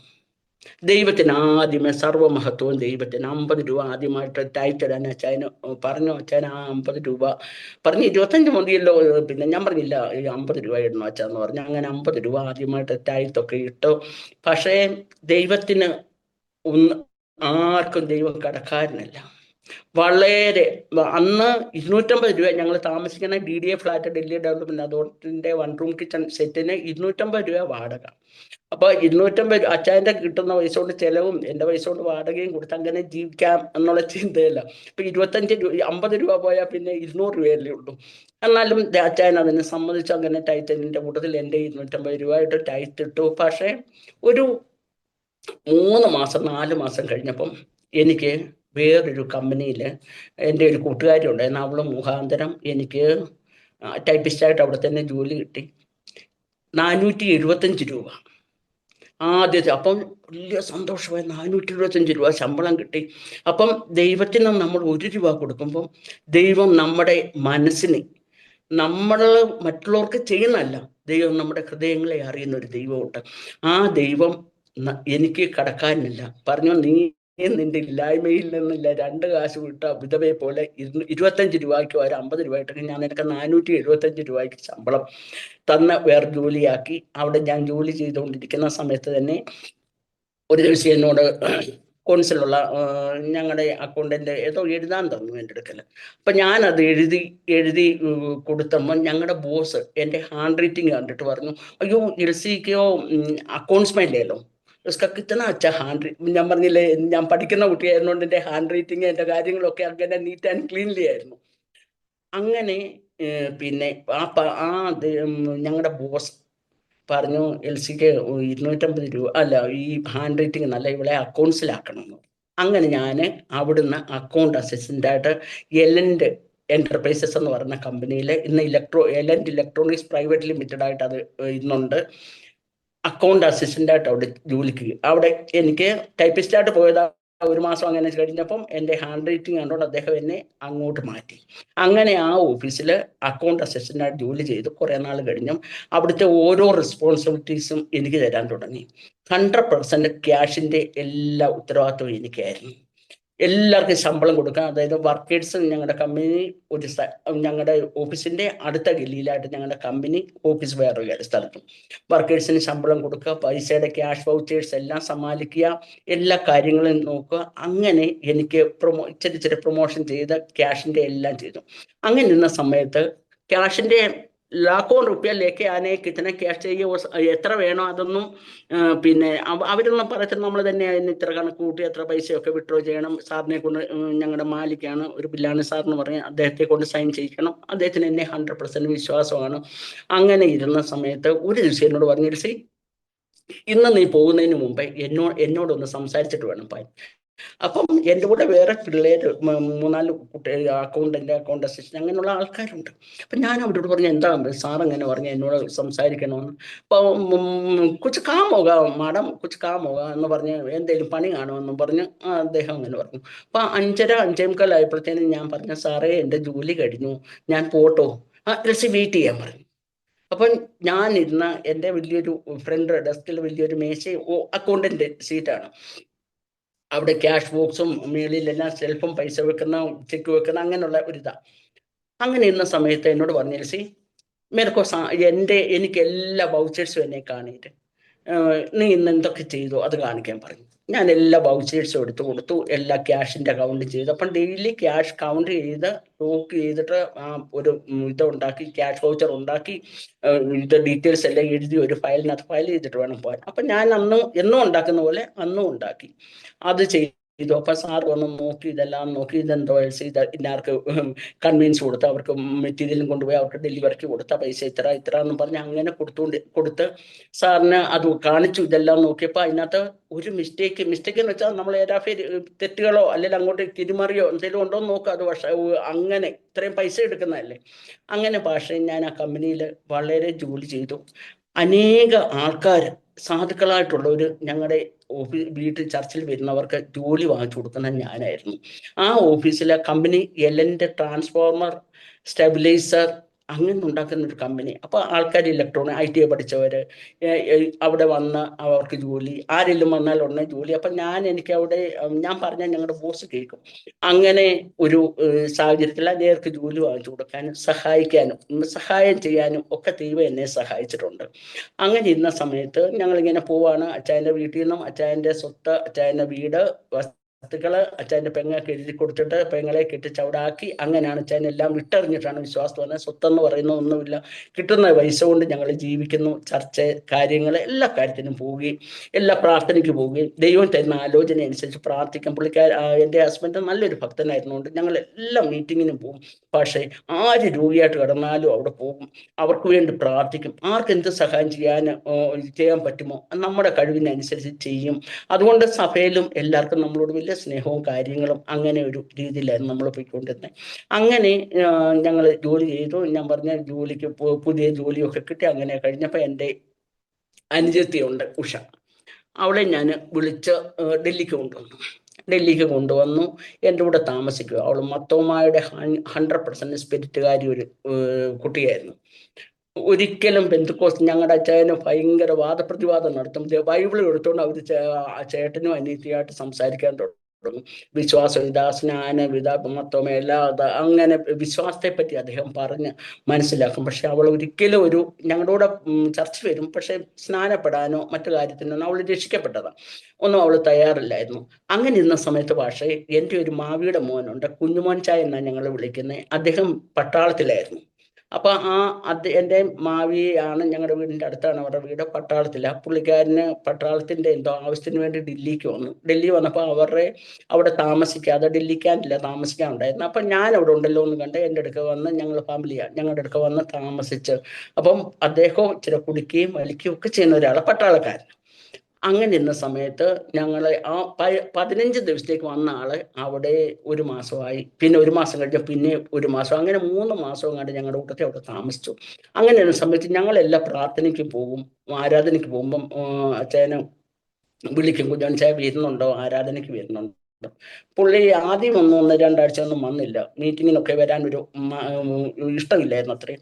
പക്ഷെ ഒരു ദിവസം പറഞ്ഞാൽ വരുന്നുണ്ടെന്ന്. അപ്പം ഞങ്ങളുടെ കൂട്ടത്തിൽ ആരാധനയ്ക്ക് വന്ന് യേശുവിനെ രക്ഷിതാവായിട്ട് സ്വീകരിച്ചു. അങ്ങനെ അപ്പോൾ ഉഷയുണ്ട്, കുഞ്ഞുവൻചായനും ഉണ്ട് ഞങ്ങളുടെ കൂട്ടത്തിൽ തന്നെ. അങ്ങനെ ഒരു ദിവസം അച്ചായന് ഈ കുഞ്ഞുവൻചായ എന്ന് പറയുന്ന ആള് പ്രാർത്ഥനയ്ക്ക് വന്ന് അന്ന് പുള്ളിക്കാരൻ എന്തോ പെട്ടെന്ന് എണ്ണീച്ച് സാക്ഷി പറഞ്ഞു, പിന്നെ ഞാൻ സ്നാനപ്പെടാൻ ആഗ്രഹിക്കുന്നു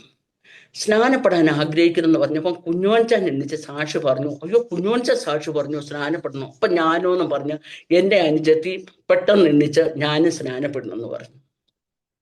അങ്ങനെ ഇവർ രണ്ടുപേരും സ്നാനപ്പെട്ടു. അപ്പൊ കുഞ്ഞോൻചാൻ ഫാമിലിയാണ്, താനും ഏകനായിട്ട് വിശ്വാസത്തിൽ വന്നു. മർത്തോമ ഫാമിലിയാണ് അവരും. മക്കള് 3 ആൺമക്കള്, ഒരു മോളും ഒക്കെയാണ് അദ്ദേഹത്തിനുള്ളത്. അദ്ദേഹം പട്ടാളത്തിൽ ജോലി ചെയ്ത് അങ്ങനെ ജീവിക്കുന്ന, അവർക്കൊക്കെ എതിർപ്പുണ്ടായിരുന്നെങ്കിലും അദ്ദേഹം വിശ്വാസത്തിൽ സ്ഥിരമായിട്ട് നിന്നു. ഇന്ന് അവർ കുടുംബമായിട്ട് കുഞ്ഞുങ്ങളൊക്കെ നല്ല നിലയിൽ ദൈവം അനുഗ്രഹിച്ച് കുടുംബമായിട്ട് അവർ വിശ്വാസത്തിൽ തന്നെയാണ്.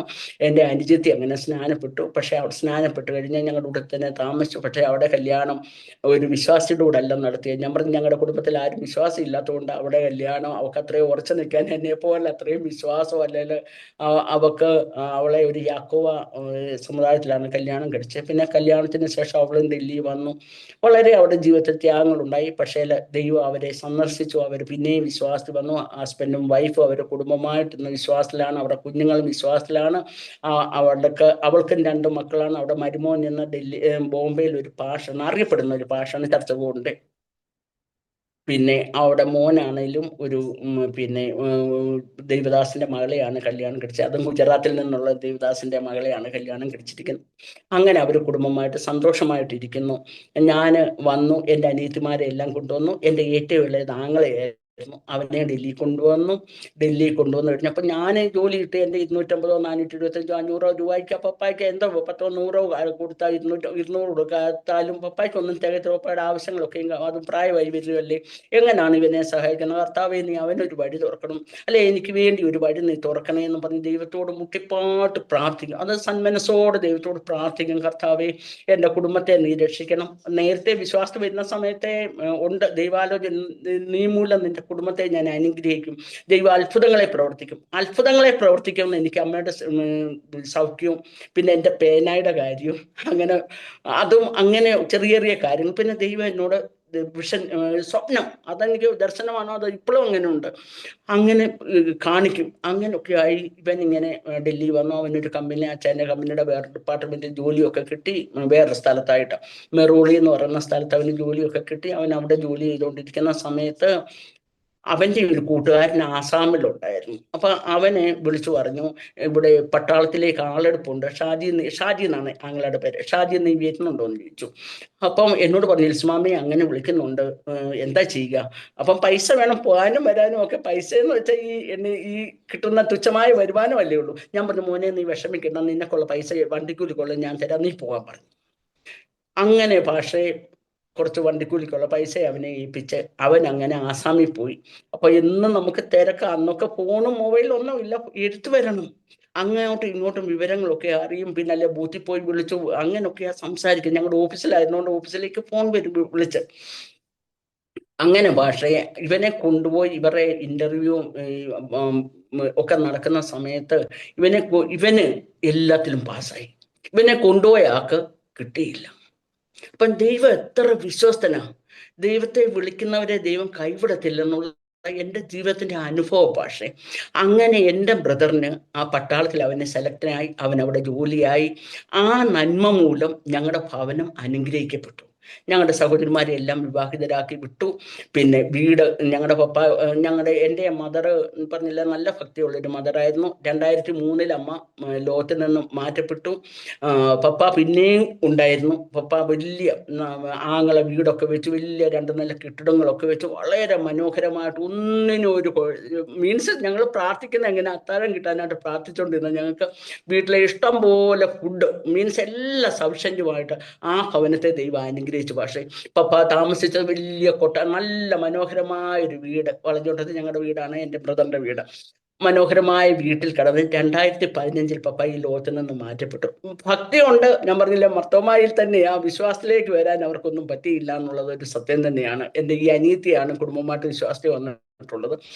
അങ്ങനെ ഞങ്ങളുടെ വീടിന്റെ അവസ്ഥകളൊക്കെ മാറി. പിന്നെ എൻ്റെ ജോലിയോടുള്ള ബന്ധത്തിൽ ഇങ്ങനെ ജോലിക്ക് പോയി, ജോലി ചെയ്തു. ഞങ്ങൾ ജീവിച്ചുകൊണ്ടിരുന്നപ്പോൾ എനിക്ക് മൂത്ത മകളെ ഉണ്ടായി. മൂത്ത മകളെ ഞങ്ങൾ പഠിപ്പിച്ചു. അത് കഴിഞ്ഞ് 3 വർഷം കഴിഞ്ഞപ്പോൾ രണ്ടാമത്തെ മോളുണ്ടായി. 2 പേരെയും പഠിപ്പിച്ചു. പക്ഷെ അവരുടെ പേര് ഞാൻ അച്ചായൻ്റെ പേരൂടെ കൂട്ടിയാണ് ഇട്ടത്, ജിൻസി ജനാർദ്ദന്, ദിഷ ജനാർദ്ദന്. അപ്പൊ ആ പേര് എല്ലാവർക്കും വലിയ കടുപ്പമായി. എന്തുകൊണ്ട് അങ്ങനെ ഇട്ടു? അവരുടെ പേരിങ്ങനെ ആരവരെ കിട്ടും, അവരെ എന്ത് ചെയ്യും?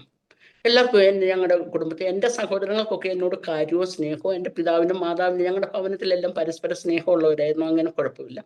പക്ഷെ ഇതെല്ലാവരും മുന്നിൽ ആ ചോദ്യചിഹ്നമാകാനായിട്ട് മാത്രം ഞാൻ അങ്ങനെ ഇട്ടു. ദൈവത്തിന് എന്തോ അത്ഭുതം ചെയ്യാൻ കഴിയുകയില്ലയോ? അതാണ് എൻ്റെ ജീവിതത്തിലെ ക്വസ്റ്റ്യൻ. അങ്ങനെ പ്രാർത്ഥിക്കും എന്ന്. ഈ മൂത്ത മോള് വളരെ മിടുക്കിയായിട്ട് അവൾ പഠിച്ചു. പക്ഷേ ഏറ്റവും ബെസ്റ്റായിട്ട് അവൾക്ക് ഡോക്ടർ ആകണമെന്നൊക്കെ പറഞ്ഞാൽ അതൊന്നും നമുക്ക് പറ്റിയില്ല. അവൾ BSc നേഴ്സിംഗ് കഴിഞ്ഞു. അത് ഗവൺമെന്റ് തരപ്പിൽ നിന്ന് അവൾക്ക് നേഴ്സിംഗ് അഡ്മിഷൻ കിട്ടി. BSc നേഴ്സിംഗ് കഴിഞ്ഞു. ഈ ബാംഗ്ലൂരിൽ വന്ന് ഫോക്കസ് കെയർ എന്ന് പറഞ്ഞാൽ അതിൽ വന്ന് N+ഉം IELTS ഒക്കെ പാസ്സായി. അവളെ US പോകാനുള്ള കാര്യങ്ങളെല്ലാം ദൈവം ക്രമീകരിച്ചു. അങ്ങനെ പഠിച്ചു. ഇളയ മോളെയും അതുപോലെ തന്നെ നേഴ്സിംഗ് പഠിച്ചു. അത് കഴിഞ്ഞിട്ട് അവളെ medical post graduation hospital administration പഠിച്ചു. അങ്ങനെ ദൈവം ഞങ്ങളുടെ കുടുംബത്തെ സഹായിച്ചു. ഇനി വിവാഹത്തോട് ബന്ധം ഞാൻ എന്നും വീട്ടിലെ കുഞ്ഞുങ്ങൾ ഒരു ദിവസം അച്ഛൻ നാട്ടിൽ പോയ സമയത്ത് ഞാനും കുഞ്ഞുങ്ങളും ഉള്ളൂ. അപ്പം ഞങ്ങളിങ്ങനെ വർത്തമാനം പറഞ്ഞു, മോനെ പഠിക്കണം, പഠിച്ച നല്ല നിലയിലാകണം, നമ്മുടെ ആൾക്കാരൊക്കെ നമ്മളെ നോക്കിയിരിക്കുക, നിങ്ങൾക്ക് നല്ല നിലയിലാകണം പറഞ്ഞ് ഒത്തിരി രാത്രിയിൽ ഇവരോട് സംസാരിച്ച് കാര്യങ്ങളൊക്കെ പറഞ്ഞു. അവർ ഉറങ്ങിയപ്പോൾ ഞാൻ എന്നെ കണ്ണീരൊടുക്കി പ്രാർത്ഥിച്ചു, കർത്താവേ എൻ്റെ കുഞ്ഞുങ്ങളെ കരുതുന്ന നീയാണ്, നീ അവർക്ക് വേണ്ടി അത്ഭുതങ്ങളെ ചെയ്യണം. തുറച്ചു നോക്കുന്ന മോശയ്ക്ക് എന്ത് സംഭവിക്കും നോക്കാനായിട്ട് അവന്റെ ശിക്ഷ എന്ന പോലെ ഇവർക്ക് എന്താണ് സംഭവിക്കുന്നത് നോക്കുന്ന കണ്ണുകളുണ്ട്. അവരുടെ മധ്യത്തെ മാനിക്കണേന്ന് പറഞ്ഞു ഒത്തിരി മനസ്താവത്തോടുകൂടെ പ്രാർത്ഥിച്ചു. പിറ്റേ ദിവസം ഞങ്ങളുടെ ചർച്ചിൽ ഒരു ഭാഷ വരുന്നുണ്ട്, ഫാസ്റ്റിംഗ് പ്രയർ നടക്കുക. ഞാൻ ഈ കുഞ്ഞുങ്ങളെയും കൊണ്ട് അച്ഛൻ നാട്ടിലേക്ക് പോയിക്കുവാണ്, കുഞ്ഞുങ്ങളെയും കൊണ്ട് പ്രയറിന് പോയി. പക്ഷേ അവിടെ പ്രാർത്ഥനയെല്ലാം കഴിഞ്ഞപ്പോൾ ആ ദൈവദാസൻ ആലോചനയെ അറിയിക്കാനായിട്ട് തുടങ്ങി. ആദ്യമേ എൻ്റെ തലയിൽ കൈവച്ച് ഞാൻ തലേ രാത്രി എന്താണ് കുഞ്ഞുങ്ങളോട് പറഞ്ഞ് ആ സിറ്റീസ് എന്നോട് പറഞ്ഞു, ഞാൻ നിനക്ക് വേണ്ടി കരുതുന്ന ദൈവം, ഞാൻ നിന്നെ സഹായിക്കുന്ന ദൈവം, ഞാൻ നിന്നെ സൂക്ഷിക്കുന്ന ദൈവം, നിന്റെ കുഞ്ഞുങ്ങളെ വേണ്ടി ഞാൻ കരുതുമെന്ന് പറഞ്ഞു ഒത്തിരി ആലോചന പറഞ്ഞു. പക്ഷെ എനിക്ക് ഒത്തിരി കുഞ്ഞുങ്ങൾക്കും മമ്മി അവനെ എന്തോ മമ്മി പറഞ്ഞു അതുപോലെ തന്നെയാണല്ലോ പറഞ്ഞതെന്ന് പറഞ്ഞ് അവരുടെയും വിശ്വാസം വർദ്ധിച്ചു. നല്ല ഭക്തരായിട്ട് അവർ വളർന്നു വന്നു. ഞങ്ങളുടെ ചർച്ച ഒരു സ്കൂളിലായിരുന്നു ചർച്ച നടത്തിക്കൊണ്ടിരുന്നത്. ഇവരാ പോയി കസരയെല്ലാം മാറ്റിയിട്ട് തൂത്തുവാരി ഡെറിയിട്ടു ആ ഹോള് വൃത്തിയാക്കുന്ന ജോലി ഈ 2 കുഞ്ഞുങ്ങളുമായിരുന്നു. പക്ഷെ ദൈവം ആർക്കും കടക്കാരനല്ല, അവരെയും ദൈവം അനുഗ്രഹിച്ചു. എൻ്റെ മൂത്ത മോളെ കല്യാണത്തിന് വേണ്ടി ഞാനും പ്രാർത്ഥിച്ച, കർത്താവേ അവൾക്ക് കല്യാണം വേണ്ട, അവളെ എൻട്രൻസ് എല്ലാം പാസ്സായി കഴിഞ്ഞാൽ അവൾക്ക് US പോകാനുള്ള എല്ലാം ആകുമെന്ന് പറഞ്ഞു. ഇവള് വിളിച്ചുകൊണ്ട് 2 കുട്ടികളെ ഇവിടെ ഫ്രണ്ട്സിനെ വിളിച്ചുകൊണ്ട് ബാങ്കിൽ വന്നു. അവർക്ക് IELTS പഠിക്കാൻ പറ്റാതെ അവരെ തിരിച്ചു വിട്ട. എന്നിട്ടും അവരുടെ കാര്യങ്ങളെല്ലാം ക്രമപ്പെട്ടു. പക്ഷേ അവര് വിവാഹത്തിന് മുമ്പേ 2 പേരും US പോയി. ഈ വിളിച്ചുകൊണ്ട് പോയ ജിൻസി എന്നാണ് മൂത്ത മോളെ, അവളെ പോകാനായിട്ട് പറ്റിയില്ല. എല്ലാവരും ഒപ്പം നോക്കിയോ അവര് പോയല്ലോ ഇവര് പോയില്ല. മീൻസ് അത് നമുക്കൊരു ദിവസം. പക്ഷെ എനിക്കറിയാം ദൈവം നമുക്ക് അങ്ങനെ ചെയ്യത്തില്ല. ദൈവം ചെയ്യുന്ന നന്മയെ ചെയ്യത്തുള്ളൂ, തിന്മയായിട്ടൊന്നും ചെയ്യത്തില്ലല്ലോ.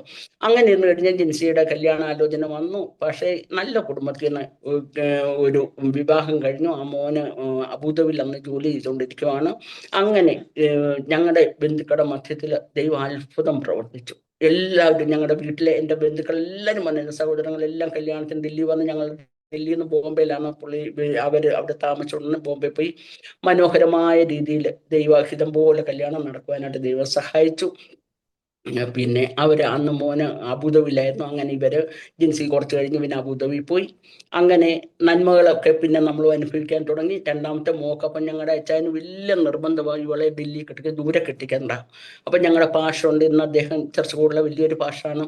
അദ്ദേഹം ഞങ്ങളുടെ ചർച്ച ചെയ്യുന്ന സമയത്ത് അപ്പം പാഷോട് പറഞ്ഞ, പാഷേ എൻ്റെ മോളെ ഇവിടെ കല്യാണം ഇവിടെ തന്നെ നടക്കണം, ദില്ലി തന്നെ ഉള്ളൊരു പയ്യനായിരിക്കണം എന്ന് പറഞ്ഞു. അപ്പം അങ്ങനെ പക്ഷേ ആ കല്യാണവും ദില്ലി തന്നെയുള്ള ഒരു വ്യക്തിയായിട്ട് കല്യാണം നടക്കാൻ സഹായിച്ചു. വളരെ അനുഗ്രഹിക്കപ്പെട്ട 2 കുഞ്ഞുങ്ങളെ ദൈവം ഞങ്ങൾക്ക് തന്നു. എന്നെ നോക്കുന്ന, ഞങ്ങളുടെ കുടുംബത്തെ നോക്കുന്ന, ഞങ്ങളെ സ്നേഹിക്കുന്ന, മാതാപിതാക്കളെ സ്നേഹിക്കുന്ന 2 കുട്ടികളെ മരുമക്കളായിട്ട് തന്നു. പ്രശാന്ത് എന്നാണ് 2ാമത്തെ മരുമകൻ്റെ പേര്. ഒരു മൾട്ടിനാഷണൽ കമ്പനി ജോലി ചെയ്യുന്നു. മോള് ജോലി ചെയ്യുന്നില്ല. 2 മക്കളും പഠിക്കുന്നു നല്ല സ്കൂളുകളിൽ. DPSC മൂത്ത മോള് പഠിക്കുന്നു. അങ്ങനെ കുഴപ്പമില്ലാതെ അവർ ഇവിടെ ആയിരിക്കുന്നു. ഞാൻ പിന്നെ ഞങ്ങളിങ്ങനെ താമസിച്ചു, ഇങ്ങനെ പോയി ജോലി ചെയ്ത് പോവാൻ. നമുക്ക് വീടൊന്നുമില്ല. വീടില്ലാഞ്ഞ സമയത്ത് ഞാൻ ഡൽഹിയിലായിരുന്ന സമയത്ത് അച്ഛൻ ഒരു കുറച്ച് 50 ഗജ സ്ഥലവും 2 റൂമും ഒരു വീട് വെച്ചിട്ടുണ്ട്. അത് അൺഓതറൈസ്ഡ് കോളനിയില്ല. നമുക്ക് അവിടെ താമസിക്കാനൊക്കെ വലിയ ബുദ്ധിമുട്ടാണ്. അപ്പം അതവിടെ കിടപ്പുണ്ട്, ഒരു വീട് അവിടെ കിടപ്പുണ്ട്. അങ്ങനെ ഇരുന്ന സമയത്ത് ഞാൻ ഒരു ദിവസം ഇതുപോലെ കുഞ്ഞുങ്ങൾ ഇങ്ങനെ സ്വപ്നം കണ്ടു. ഞാൻ ആ വീടിൻ്റെ മുന്നിലിരുന്ന് മുടി ചെയ്യുന്നതായിട്ട് സ്വപ്നം കണ്ടു. ഞാൻ അച്ഛൻ പറഞ്ഞു, അപ്പം ഇവർ 2 പേരും കോളേജിലോ ഹോസ്റ്റലിൽ താമസിക്കുകയാണ്. ഞാൻ പറഞ്ഞു, നമുക്ക് ഞങ്ങൾ വാടകയ്ക്ക് നമുക്ക് ദില്ലി ഞങ്ങൾ വർഷങ്ങളായിട്ടുണ്ടെങ്കിലും അധികം വാടക വീട് അങ്ങനെ പോകാൻ ശ്രമിച്ചില്ല. 2 വീട് മീൻസ് ആദ്യമേ താമസിച്ച വീട്ടിൽ 10-12 വർഷം അവിടെ താമസിച്ചു. DDയുടെ ഫ്ലാറ്റിൽ. അവിടെ വെച്ച് നമ്മുടെ വീട്ടിലെ ചർച്ചകളിലെ പ്രെയറൊക്കെ നടത്തും. അങ്ങനെ വളരെ അനുഗ്രഹിക്കപ്പെട്ട രീതിയിൽ പോയി. 2ാമത് താമസിച്ച ഒരു സർദാർ പഞ്ചാബി ഫാമിലിയിലായിരുന്നു. അങ്ങനെ അവിടെ താമസമുണ്ട്. അപ്പം ഞാൻ പറഞ്ഞാൽ നമ്മളെ ദൈവത്തിൻ്റെ അങ്ങനെ സ്വപ്നം കണ്ടു നമ്മൾ അവിടെ ഇരിക്കുന്നത്, എന്താ ചെയ്യുക? അങ്ങനെ എന്ന സമയത്ത് അച്ഛൻ പറഞ്ഞു, നമുക്ക് ആ വീട് വിൽക്കണം. അപ്പൊ അത് വീട് വിറ്റാലേ ഞങ്ങൾക്ക് എവിടെയെങ്കിലും ഒരു വീട് വാങ്ങിക്കാൻ പറ്റും.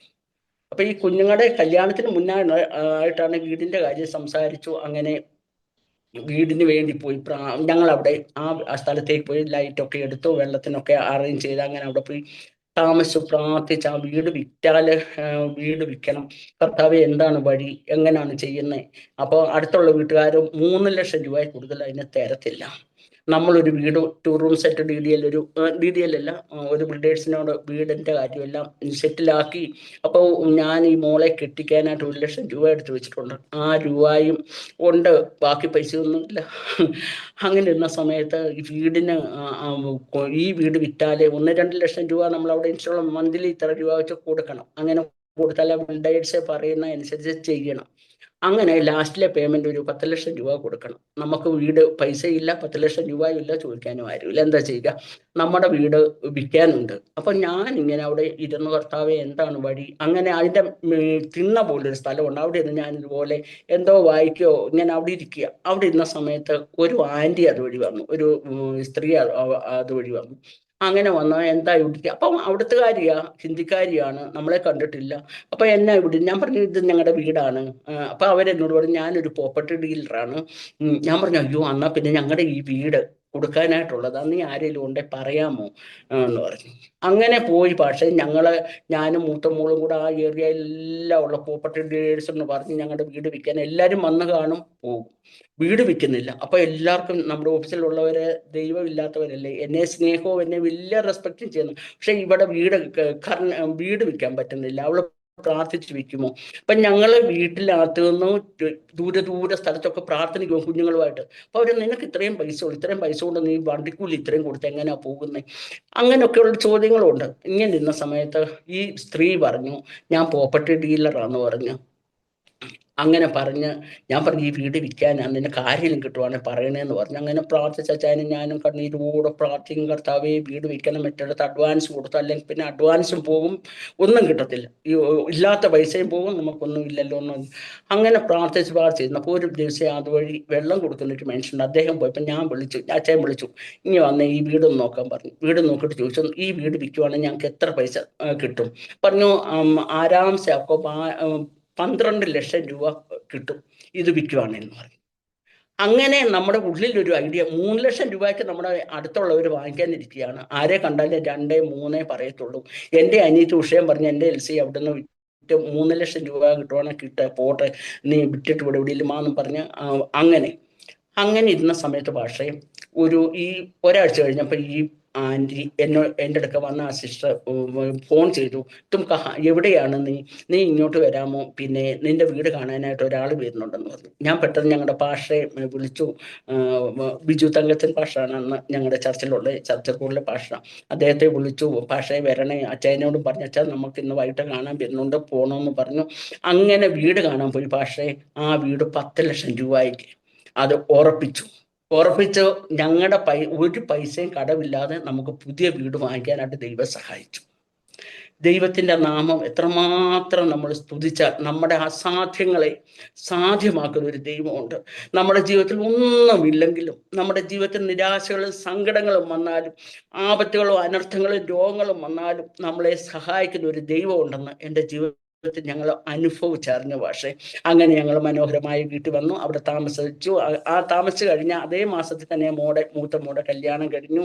2 വർഷം കഴിഞ്ഞപ്പോൾ ഇളയ മോടെ കല്യാണം കഴിഞ്ഞു. അപ്പൊ എൻ്റെ ബോസ്, സാറിനറിയാം എനിക്ക് ഇത്ര രൂപയായ ശമ്പളം, എന്നോട് ചോദിച്ചു എവിടെ നിന്നാ നിനക്ക് ഇത്രയും പൈസ, നീ ഇപ്പം വീട് വാങ്ങിച്ചു, അത് കഴിഞ്ഞ് പിന്നെ ജിൻസിയുടെ കല്യാണം കഴിച്ചു, അത് കഴിഞ്ഞ് ജിഷയുടെയും കല്യാണം കഴിക്കാൻ ജിഷയുടെ കാർഡ് കൊടുക്കാൻ പോയപ്പോൾ എന്നോട് ചോദിച്ചൊരു കാര്യം, എങ്ങനെയാ ഈ പൈസ.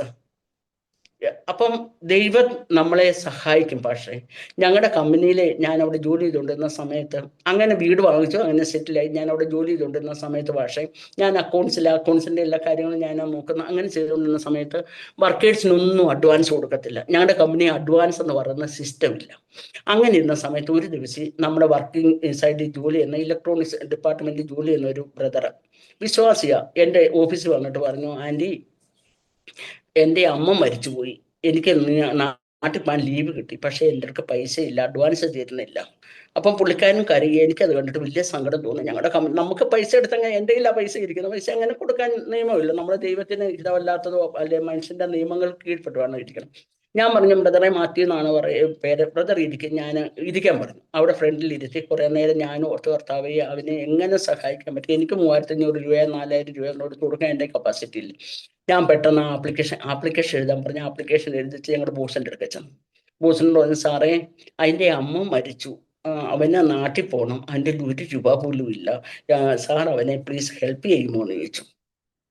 പക്ഷേ തും ജോ ചാഹത്തെ എന്തോ അവൻ പറയുന്നത് നീ കൊടുക്കാൻ പറഞ്ഞു. പക്ഷേ വളരെ ആ പയ്യനെ ഇന്നൊരു പാഷാണ് നാട്ടിൽ. ആ ദൈവദാസനാണ് വളരെ കണ്ണീരൊടുക്കി, ആൻറ്റി താങ്ക് യു പറഞ്ഞു പോയി.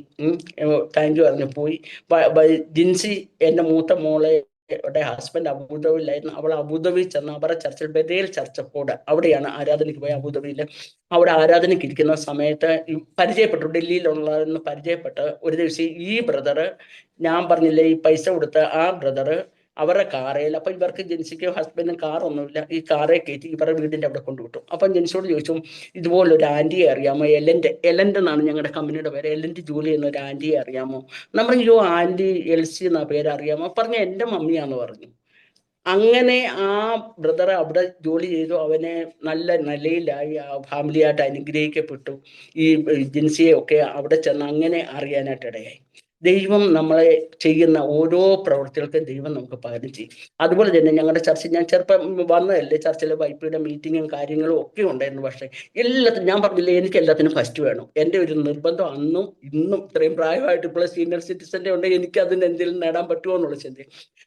എല്ലാ പ്രോഗ്രാമിനും പ്രസംഗത്തിന് പോവും, വേഴ്സ് റൈറ്റിങ്ങിന് പോവും, എസ്ഐ റൈറ്റിങ്ങിന് പോവും, ബൈബിൾ ക്വിസ്. എൻ്റെ ബൈബിൾ ക്വിസ് എനിക്ക് ഏറ്റവും ഇൻട്രസ്റ്റ് ഉള്ള, അങ്ങനെ എല്ലാത്തിനും പ്രൈസ് വാങ്ങിക്കുമായിരുന്നു. പക്ഷേ അങ്ങനെ എല്ലാ രീതിയിലും ദൈവം അങ്ങനെ സഭയായിട്ടും ഞങ്ങളുടെ കുടുംബമായിട്ട് ഞങ്ങളെ സഹായിച്ചു. കുഞ്ഞുങ്ങളെ 2 പേരെ അനുഗ്രഹിച്ചു. അച്ചായന് പിന്നെ ഒരു നട്ടലിൻ്റെ ഒരു ഓപ്പറേഷൻ കഴിഞ്ഞു. അത് കഴിഞ്ഞ് പുള്ളിക്കാരന് ഡയബറ്റീസ് വന്നു. അങ്ങനെ രോഗങ്ങൾ ഒരു സ്ഥലത്ത് അലട്ടി, ദുഃഖങ്ങൾ ഒരു സ്ഥലത്ത് അലട്ടി, വേദനകൾ ഒരു സ്ഥലത്ത് അലട്ടി. എന്നാലും ദൈവം കൈവിടാത്ത ഒരു ദൈവമാണ്.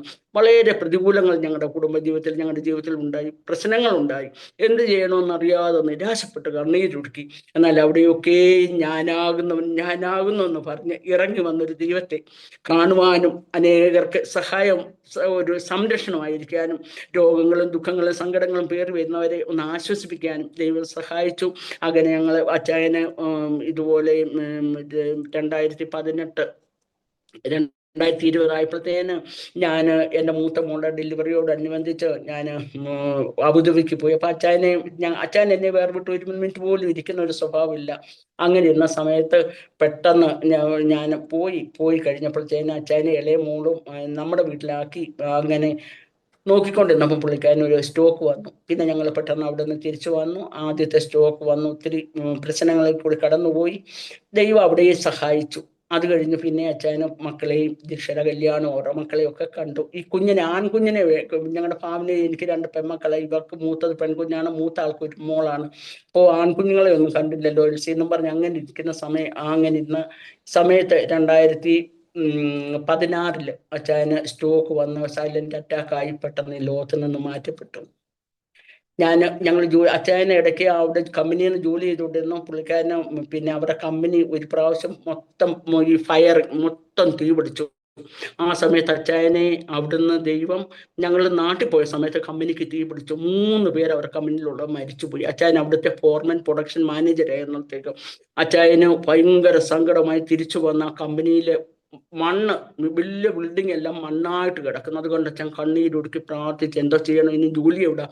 അങ്ങനെ അച്ഛനെ വേറൊരു ഗോഡൗണിലേക്ക് അവർ മാറ്റി ജോലിയൊക്കെ ആക്കി. പിന്നെ പറഞ്ഞു, നീ വേറെ മെറൂണിലേക്ക് പോകണമെന്ന് പറഞ്ഞു. അന്നേരം മക്കൾ പറഞ്ഞു, അച്ഛൻ പപ്പ ഇത്രയും ദൂരെ പോകണ്ടെന്ന് പറഞ്ഞു. അങ്ങനെ ജോലിയിൽ നിന്ന് മാറ്റി. ജോലി അവിടുന്ന് BRS ജോലി ഫൈനൽ ചെയ്ത് സാക്ഷിതാവ് എടുത്തിട്ട് വീട്ടിലിരിക്കുമായിരുന്നു. അങ്ങനെ വീട്ടിൽ ഇരുന്ന് ആരാംസെ കുഞ്ഞുങ്ങളെ ഞങ്ങൾ സന്തോഷമായിട്ട് ജീവിച്ചുകൊണ്ടിരിക്കുന്ന സമയത്ത് 2018 അച്ചായൻ ഇതുപോലെ ഒരു അസുഖം വന്നു. അപ്പൊ അതിനു മുന്നേ ദൈവാത്മാവ് എന്നോട് പറയുന്നു, മരണത്തിനുള്ളവരെ മരണത്തിനും ഏൽപ്പിക്കണം, അങ്ങനെയുള്ളൊരു വചനം ഇരമ്യാ പ്രവാചകൻ എൻ്റെ പുസ്തകത്തിലുള്ള ഇപ്പോഴും എൻ്റെ മനസ്സിൽ ഒരാഴ്ച തൊട്ട് മനസ്സ് വരുന്നുണ്ട്. അപ്പൊ എൻ്റെ വിചാരം, അച്ചായനോട് എല്ലാ പ്രവാചകന്മാരും പറയുന്ന ദീർഘായുസ് ഉണ്ടാകുന്നു.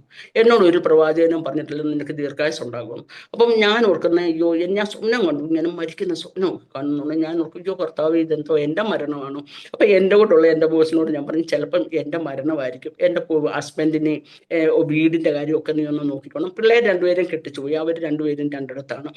അങ്ങനെ ഞാൻ പറഞ്ഞ ഭാഷ അങ്ങനെ ഇരുന്ന ഈ അച്ചായന് ഒരാഴ്ചക്ക് മുന്നേ തൊട്ടേ എൻ്റെ മനസ്സിൽ ഇങ്ങനെ തുടങ്ങി, മരണം ഒരു ഇതായിട്ട് തുടങ്ങി. അപ്പൊ അച്ചായന് കുഴപ്പമൊന്നുമില്ല. ഇങ്ങനെ പോയിക്കൊണ്ടിരിക്കുന്ന ഒരു സമയത്ത് വൈകിട്ട് വയ്യാഴിക തോന്നി. ഞാൻ ചോദിച്ചു അച്ഛാ ഞാൻ ജോലിക്ക് പോട്ടെ. അന്നേരം പറഞ്ഞു അന്ന് ഇപ്പൊ കുഴപ്പമില്ല. ഞാൻ അപ്പം എൻ്റെ ഒരു കൊച്ചമ്മയുടെ മോളുണ്ട്, അവളെ വിളിച്ച് വീട്ടിലാക്കിയിട്ട് ഞാൻ ജോലിക്ക് പോയി.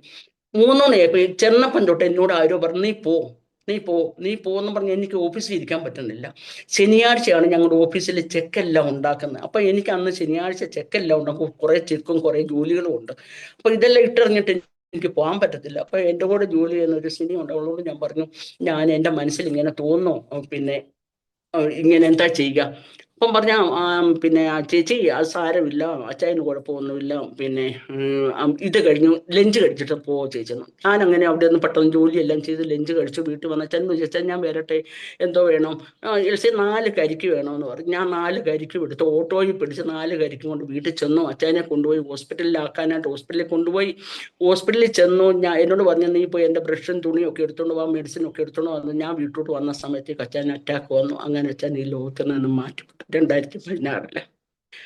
ഞാൻ അന്ന് ഒത്തിരി നല്ല വിളിച്ചു. ഞാൻ മാത്രമേ ഉള്ളൂ, കുഞ്ഞുങ്ങളെ 2 പേരെയും കെട്ടിച്ചു പോയി. എന്ത് ചെയ്യണമെന്നറിയാതെ ഭാരപ്പെട്ടിരുന്ന സമയത്ത് അങ്ങനെ സംഭവിച്ചു.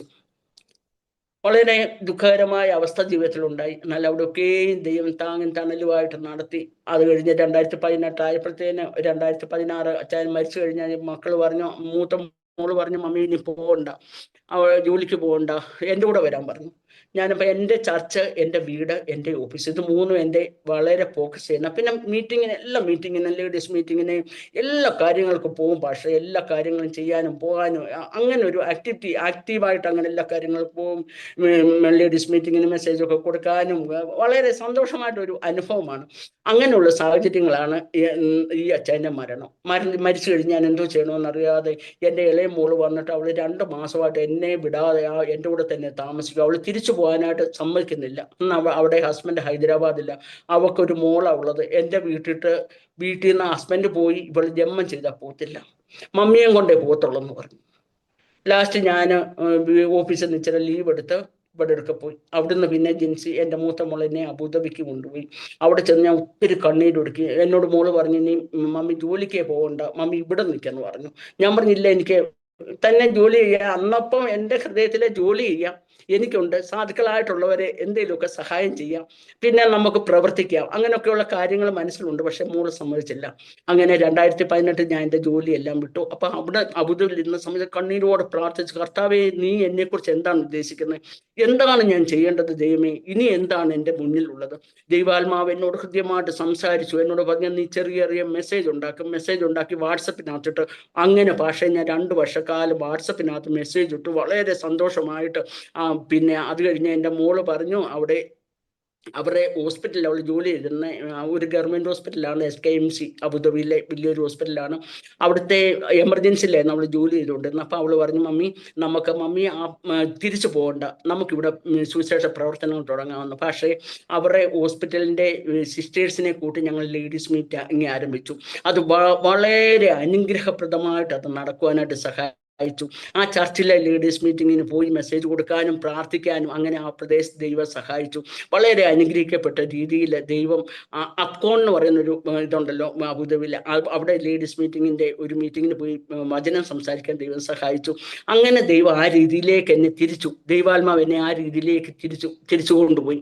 അങ്ങനെ അത് കഴിഞ്ഞ് അവൾ അവിടെ നിന്നും 2018 US പോയ സമയത്ത് US പോയപ്പോൾ ഞാൻ പിന്നെ ഇളയ മോഡർക്ക് വന്നു. അവർ അവിടെ ഹിന്ദി നമ്മുടെ ചർച്ചിൽ മലയാളം ആരാധനയാണ്, ഇവർ അവിടെ ഹിന്ദി ചർച്ചാണ്. അപ്പം പറഞ്ഞു മമ്മി ഇവിടെ നിന്നാൽ മതി, എനിക്ക് എല്ലാ ആഴ്ചയിലും ഇവർ താമസിക്കാൻ അവർ UP എൻ്റെ വീട്ടിൽ പോകണേ മെട്രോയ്ക്ക് ഇത്രയും ദൂരം പോകണം, മമ്മി അങ്ങനെ പോകണ്ട. 1-2 ആഴ്ച പോയിട്ട് പിന്നെ ഞാൻ ഇവരുടെ ചർച്ചിൽ തന്നെ പോയി. അവരുടെ ചർച്ചിലും ദൈവത്തിന് വേണ്ടി ദൈവത്തിന് നമ്മളെ പറിച്ച് നടേണ്ട സമയത്ത് ദൈവം നമ്മളായിരിക്കുന്ന സ്ഥാനത്ത് നിന്ന് പറിച്ച് വേറൊരു സ്ഥലത്താക്കും. ദൈവത്തിന് നമ്മളെ ഉപയോഗിക്കേണ്ട സമയത്ത് നമ്മളെ അവിടെ നിന്ന് പറിച്ച് വേറെ സ്ഥലത്താക്കും. അവിടെ ഹിന്ദി ആരാധന ാണ് എനിക്ക് ഹിന്ദിയുടെ ABCD അറിയത്തില്ല. പിന്നെ എനിക്ക് പ്രശാന്തിന്റെ പപ്പ ഒരു ഹിന്ദി ബൈബിൾ തന്നു. അങ്ങനെ ഹിന്ദിയൊക്കെ പഠിച്ചു. ഒരു ദിവസം അവിടെ ലേഡീസ് മീറ്റിങ്ങിന് പോയപ്പം ഭാഷ പറഞ്ഞു, ഇന്ന് പിന്നെ ഇവിടെ ഒരു ആന്റി വന്നിട്ട് ആന്റിയാ ദൈവവചനം പറയുന്നത്. പോയ വീട് ഒരു ചെറിയ കൊച്ചു റൂം, പക്ഷേ ഒരു ചെറിയ റൂം. ഞാൻ അവിടെ ചെന്ന് കണ്ണീരൊടുക്കി, ഇതിനകത്ത് എങ്ങനെ കർത്താവേ. അപ്പൊ എൻ്റെ ആദ്യകാല ജീവിതങ്ങളൊക്കെ ഞാൻ ഓർത്ത് കണ്ണീര് വാർത്ത്, കർത്താവേ ഈ ഭവനത്തിൽ ഇവർക്ക് അനുഗ്രഹിക്കണേ എന്ന് പറഞ്ഞു. അപ്പൊ എൻ്റെ ഹൃദയത്തിലേക്ക് മാത്യു 11:28, അധ്വാനിക്കുന്നവരും ഭാരം ചുമക്കുന്നവരുമായുള്ള എല്ലാവരുമായുള്ളവരെ എൻ്റെ അടുക്കൽ വരുവിൻ, ഞാൻ നിങ്ങളെ ആശ്വസിപ്പിക്കുന്നുള്ള വചനം വന്നു. അങ്ങനെ വചനമൊക്കെ പ്രാർത്ഥിച്ചുകൊണ്ടിരുന്നപ്പം ദേവദാസൻ പറയുന്നത്, ഇന്ന് നമ്മുടെ മധ്യത്തിൽ വന്നിരിക്കുന്ന ആന്റിയാണ് വചനം പറയുന്നത്. ഞാൻ ആ പാട് വിഷമിച്ചു. അയ്യോ, ഹിന്ദി എനിക്കറിയാം, ബട്ട് ഇത് വചനം എങ്ങനെയാ പറയുന്നത്. എന്നാലും ദൈവത്തിന്റെ ആത്മാവ് എനിക്കൊരു നിയോഗം. അപ്പം ഞാൻ അബുദാബിയിലുള്ളപ്പോഴേ ഞാൻ സ്വപ്നം കണ്ടു ഇതുപോലെ സാധുക്കളായിട്ടുള്ളവരുടെ ഇടയ്ക്ക് ഞാൻ നിന്ന് പ്രസംഗിക്കുന്നതായിട്ട്. അങ്ങനെ ദൈവ നിയോഗപ്രകാരം അത് ചെയ്തു. പക്ഷേ പിള്ളേരെ കൊണ്ട് ബൈബിൾ വായിപ്പിച്ചു. വചനം ദൈവത്തിന്റെ കൃപയാൽ ദൈവം വചനങ്ങൾ തന്നു. അങ്ങനെ ആ മീറ്റിംഗ് വളരെ അനുഗ്രഹമായി. അന്ന് അവിടെയുള്ള കൂടെ വന്ന് പറഞ്ഞു, ഇനി ആന്റി പ്രസംഗിച്ചാൽ മതി. മീൻസ് അങ്ങനെ ഒരു അനുഭവത്തിലേക്ക് ദൈവം നടത്തി. പക്ഷേ അതും ദൈവത്തിന്റെ ഒരു പദ്ധതിയായിരുന്നു. അത് കഴിഞ്ഞിട്ട് പിന്നെ ഞങ്ങളെ മോനെ ട്രാൻസ്ഫറായി ഇവിടെ നിന്ന് ഗുവാഹട്ടിയിലേക്ക്. അപ്പം ദൈവം നടത്തുന്ന വിധം ഗുവാഹട്ടി ചെന്നപ്പം അവിടുത്തെ AG ചർച്ചിലാണ് ഞങ്ങൾ പോയിക്കൊണ്ടിരുന്നത്. AG ചർച്ച് ഹിന്ദി ചർച്ച. അവിടെയും അപ്പം ദൈവം ഹിന്ദിയിലേക്ക് കൊണ്ടുപോയി. പക്ഷേ ഹിന്ദി കൊണ്ടുപോയിട്ട് ഹിന്ദി ബൈബിളിൽ എൻ്റെ ഒരു ഫ്രണ്ട്, എൻ്റെ മോന് ഹിന്ദി ബൈബിൾ എനിക്ക് തന്നു. ഹിന്ദി പഠിക്കാൻ തുടങ്ങി. ബൈബിൾ വായന അങ്ങനെയുള്ള ശീലങ്ങൾ എനിക്കുണ്ട്. എന്ത് കിട്ടിയാലും ഒന്ന് വായിക്കണം, എന്ത് കിട്ടിയാലും ഒന്ന് പഠിക്കാം. അത് കുഞ്ഞിലത്തെ ആദത്താണ്. അങ്ങനെ ഹിന്ദി ബൈബിളൊക്കെ പഠിച്ച് അങ്ങനെ അവിടെ ചെന്ന് ദൈവത്തിന് വേണ്ടി ശുശ്രൂഷിക്കുക. അപ്പോൾ അവിടെ ഒരു ദൈവദാസനുണ്ടായി. ദൈവാലോചന പറഞ്ഞ്, നിന്നെ ഈ പ്രദേശത്തേക്ക് കൊണ്ടുവന്നാൽ നീ വീട്ടിൽ ഇരിക്കാനല്ല, പ്രാർത്ഥിക്കാനും അനേർക്ക് വേണ്ടി ഇടിവിൽ നിൽക്കാനും ദൈവം നിന്നെ ഉപയോഗിക്കേണ്ട ദിവസങ്ങളാണെന്നുള്ള ആലോചന കേട്ട് ദൈവത്തിന് വേണ്ടി അവിടെ ആ ശുശ്രൂഷയൊക്കെ ചെയ്യുവാൻ ദൈവം സഹായിച്ചു. പ്രാർത്ഥിക്കാനും സാധുക്കളോട് ദയ കാണിക്കാനും സഹായത്തിന്റെ കരങ്ങൾ നീട്ടുവാനും ദൈവം സഹായിച്ചു. പക്ഷേ അവിടെ നിന്നും ആ മോന് ബാംഗ്ലൂരിലേക്ക് ട്രാൻസ്ഫറായി. 2021 ട്രാൻസ്ഫർ ആയപ്പോഴത്തേനും മോൻ പറഞ്ഞു, ഇനിയും ഇങ്ങനെ എപ്പോഴും മാറിക്കൊണ്ട് പോകണ്ട, അപ്പം പിന്നെ ഒരു വീട് വാങ്ങിക്കാമെന്ന്. അങ്ങനെ ഞാനിരിക്കുന്ന ഈ ഭവനം അദ്ദേഹം വാങ്ങിച്ചാണ് 2021. പക്ഷേ 21 കോവിഡിന്റെ സമയമാണ്. എൻ്റെ ഇളയ മോൾക്ക് ഒരു ആൺകുഞ്ഞുണ്ടായി. അപ്പൊ കോവിഡ് ബാംഗ്ലൂരിൽ ഏറ്റവും സിവിയറായിട്ട് കോവിഡ് ഇരിക്കുന്നതുകൊണ്ട് മോൻ പറഞ്ഞു, നമുക്കിപ്പം പോകണ്ടെന്ന് പറഞ്ഞ് ഞങ്ങളൊരു ഒക്ടോബറിൽ ലാസ്റ്റ് ആയപ്പോഴത്തേനും അവിടുന്ന് ബാംഗ്ലൂർ വന്ന് ഇവരെ ഹോസ്പിറ്റലിന്റെ ത്രൂവിൽ, ഇവരുടെ ഓഫീസിന്റെ ത്രൂവിൽ ഒരു കോട്ടയാട് ഒരു 5 സ്റ്റാർ ഹോട്ടലിൽ ഞങ്ങൾക്ക് സ്റ്റേ ഉണ്ടായിരുന്നു 20 days. അവിടെ വന്ന് താമസിച്ചുകൊണ്ടിരുന്ന് വളരെ സന്തോഷം. 5 സ്റ്റാർ ഹോട്ടലിലൊക്കെ താമസിക്കാൻ വളരെ ഹാപ്പി. അങ്ങനെ ഇരുന്ന സമയത്ത് പക്ഷേ കുഞ്ഞിന് ഒരു പനി പോലെ തോന്നി. അപ്പൊ എൻ്റെ കൂടെ ഞാൻ അവനെ ചേർത്ത് പിടിച്ച് കിടത്തുകയും അവനെ നോക്കുന്ന കാര്യങ്ങളെല്ലാം ചെയ്യുന്ന ആ പനി കഴിഞ്ഞപ്പം ഇളയ മോൾക്ക് പനിയായി. കോവിഡിന്റെ ടെസ്റ്റ് ചെയ്തപ്പോൾ 2 പേർക്കും കോവിഡ്. പക്ഷേ വളരെ തകർന്നു, വളരെ ഭാരപ്പെട്ടു. എന്ത് ചെയ്യും? അപ്പൊ ആ ഹോട്ടലുകാർ പറഞ്ഞാൽ, നിങ്ങൾ ഇവർക്ക് ഐസൊലേഷൻ റൂം കൊടുക്കുക, ഇവിടെ താമസിച്ചാൽ മതിയെന്ന്. പക്ഷേ MCD നിന്ന് അവർക്ക് ഫോൺ വന്നു, നിങ്ങൾ ഇവിടെ താമസിക്കാൻ പറ്റത്തില്ല, കോവിഡ് പേഷ്യൻ്റായി ഇവിടെ നിന്ന് മാറുന്നു എന്ന്.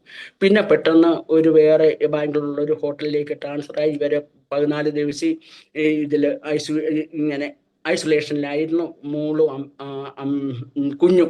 മോക്ക് വളരെ സിവിയറായി. പക്ഷേ കണ്ണീരൊഴുക്കി എന്ത് ചെയ്യണമെന്നറിയത്തില്ല. കുഞ്ഞു 4 മാസം പ്രായമുള്ള കുഞ്ഞാണ്. അപ്പോൾ അവൻ ജനിക്കുന്നതിന് മുമ്പ് ദൈവാത്മാവ് എനിക്ക് സ്വപ്നത്തിൽ കൂടെ പറഞ്ഞു, യോഹന്നാസ്നാവിന്റെ ജന്മം പോലാണ് അവന്. നിന്റെ ഭവനത്തിൽ ഉല്ലാസവും സന്തോഷവും ഉണ്ടാകും, അവൻ അനേകർക്ക് അത്ഭുത വിഷയമാകും. അതൊരു ആൺകുഞ്ഞാണ്. ദൈവത്തിന്റെ ആത്മാവ് എന്നോട് പറഞ്ഞു. ഞാൻ ഓർത്ത്, കർത്താവേ, നീ തന്നിട്ട് ഞങ്ങളുടെ ഭവനത്തിൽ എല്ലാവർക്കും ആ മക്കളും, ഞങ്ങൾക്ക് കുഞ്ഞുങ്ങൾ ഇതില്ലല്ലോ എന്നോർത്ത് ഭാരപ്പെട്ട അവന് കോവിഡും വന്നു. പക്ഷേ 2 പേർക്കും വളരെ സിവിയർ ന്യൂമോണിയ വന്നു. അങ്ങനെ ആ പടം വളരെ ഭാരപ്പെട്ട് കണ്ണീരൊടുക്കി. ഞങ്ങൾക്കാണേലും ദേഹത്തൊക്കെ വേദനയും പനിയും. ടെസ്റ്റ് ചെയ്തില്ല. എനിക്ക് മൂത്ത മോക്കും പ്രശാന്തനും ഒക്കെ പനിയൊക്കെ ഉണ്ട്, നടുവേദന അങ്ങനെയൊക്കെ ഉണ്ട്. പക്ഷെ ഞങ്ങളൊന്നും ടെസ്റ്റ് ചെയ്തില്ല. ഇവർ 2 പേരും ഐസൊലേഷൻ കിടക്കുന്നു, ഞങ്ങൾ വേറെ റൂമിൽ താമസിക്കുന്നു. ആ പാടെ ഭാരപ്പെട്ടു. വാഷേ വളരെ സങ്കടപ്പെട്ട് ദൈവത്തോട് പ്രാർത്ഥിച്ചു. ദൈവം വിശ്വസ്തൻ, ദൈവം വലിയവൻ, അവരെ സൗഖ്യമാക്കി. അത് കഴിഞ്ഞ് ആ മോക്ക് 1 വർഷം 2 വർഷം വരെ അവർക്ക് അസുഖങ്ങളായിരുന്നു. എപ്പോഴും എന്തെങ്കിലും ഒക്കെ വന്നും പോയിരിക്കും. ഇന്ന് ദൈവത്തിന്റെ കൃപയാൽ ദൈവം അവളെയും അനുഗ്രഹിച്ച് സഹായിച്ചു. ഇപ്പം ഞങ്ങൾ ആരാധിക്കുന്ന ബഥേൽ AG ചർച്ച് ഹിന്ദി ആരാധനയിലാണ് ഞങ്ങൾ പോകുന്നത്. ദൈവം അവിടെയും ഇവളെ, എൻ്റെ ഇളയ മോളെ മോനും അവിടുത്തെ കഴിഞ്ഞ വർഷം സൺഡേ സ്കൂള് അധ്യാപകരും സൺഡേ സ്കൂൾ ഹെഡ് മാസ്റ്ററുമായിരുന്നു മോന്. അത് തൻ്റെ ജോലിയോടുള്ള ബന്ധത്തിൽ അത് മാറ്റിയിട്ട് ഇന്ന് പിന്നെ മോള് സൺഡേ സ്കൂൾ ടീൻ ചർച്ചിനെ പഠിപ്പിക്കുന്നു, യൂത്ത് മിനിസ്ട്രി ചെയ്യുന്നു, അങ്ങനെ ചെയ്യുന്നു. ഞാൻ ലേഡീസ് മീറ്റിങ്ങിന് ഇതുപോലെ മെസ്സേജ് കൊടുക്കാൻ, പ്രാർത്ഥിക്കാനും അങ്ങനെ ദൈവം എന്നെയും ഉപയോഗിച്ചുകൊണ്ടിരിക്കുന്നു. ദൈവത്തിനൊരു കാര്യം അസാധ്യമല്ല. ദൈവാത്ഭുതം മന്ത്രിയായി ജീവിക്കുന്ന ഒരു ദൈവമുണ്ട്.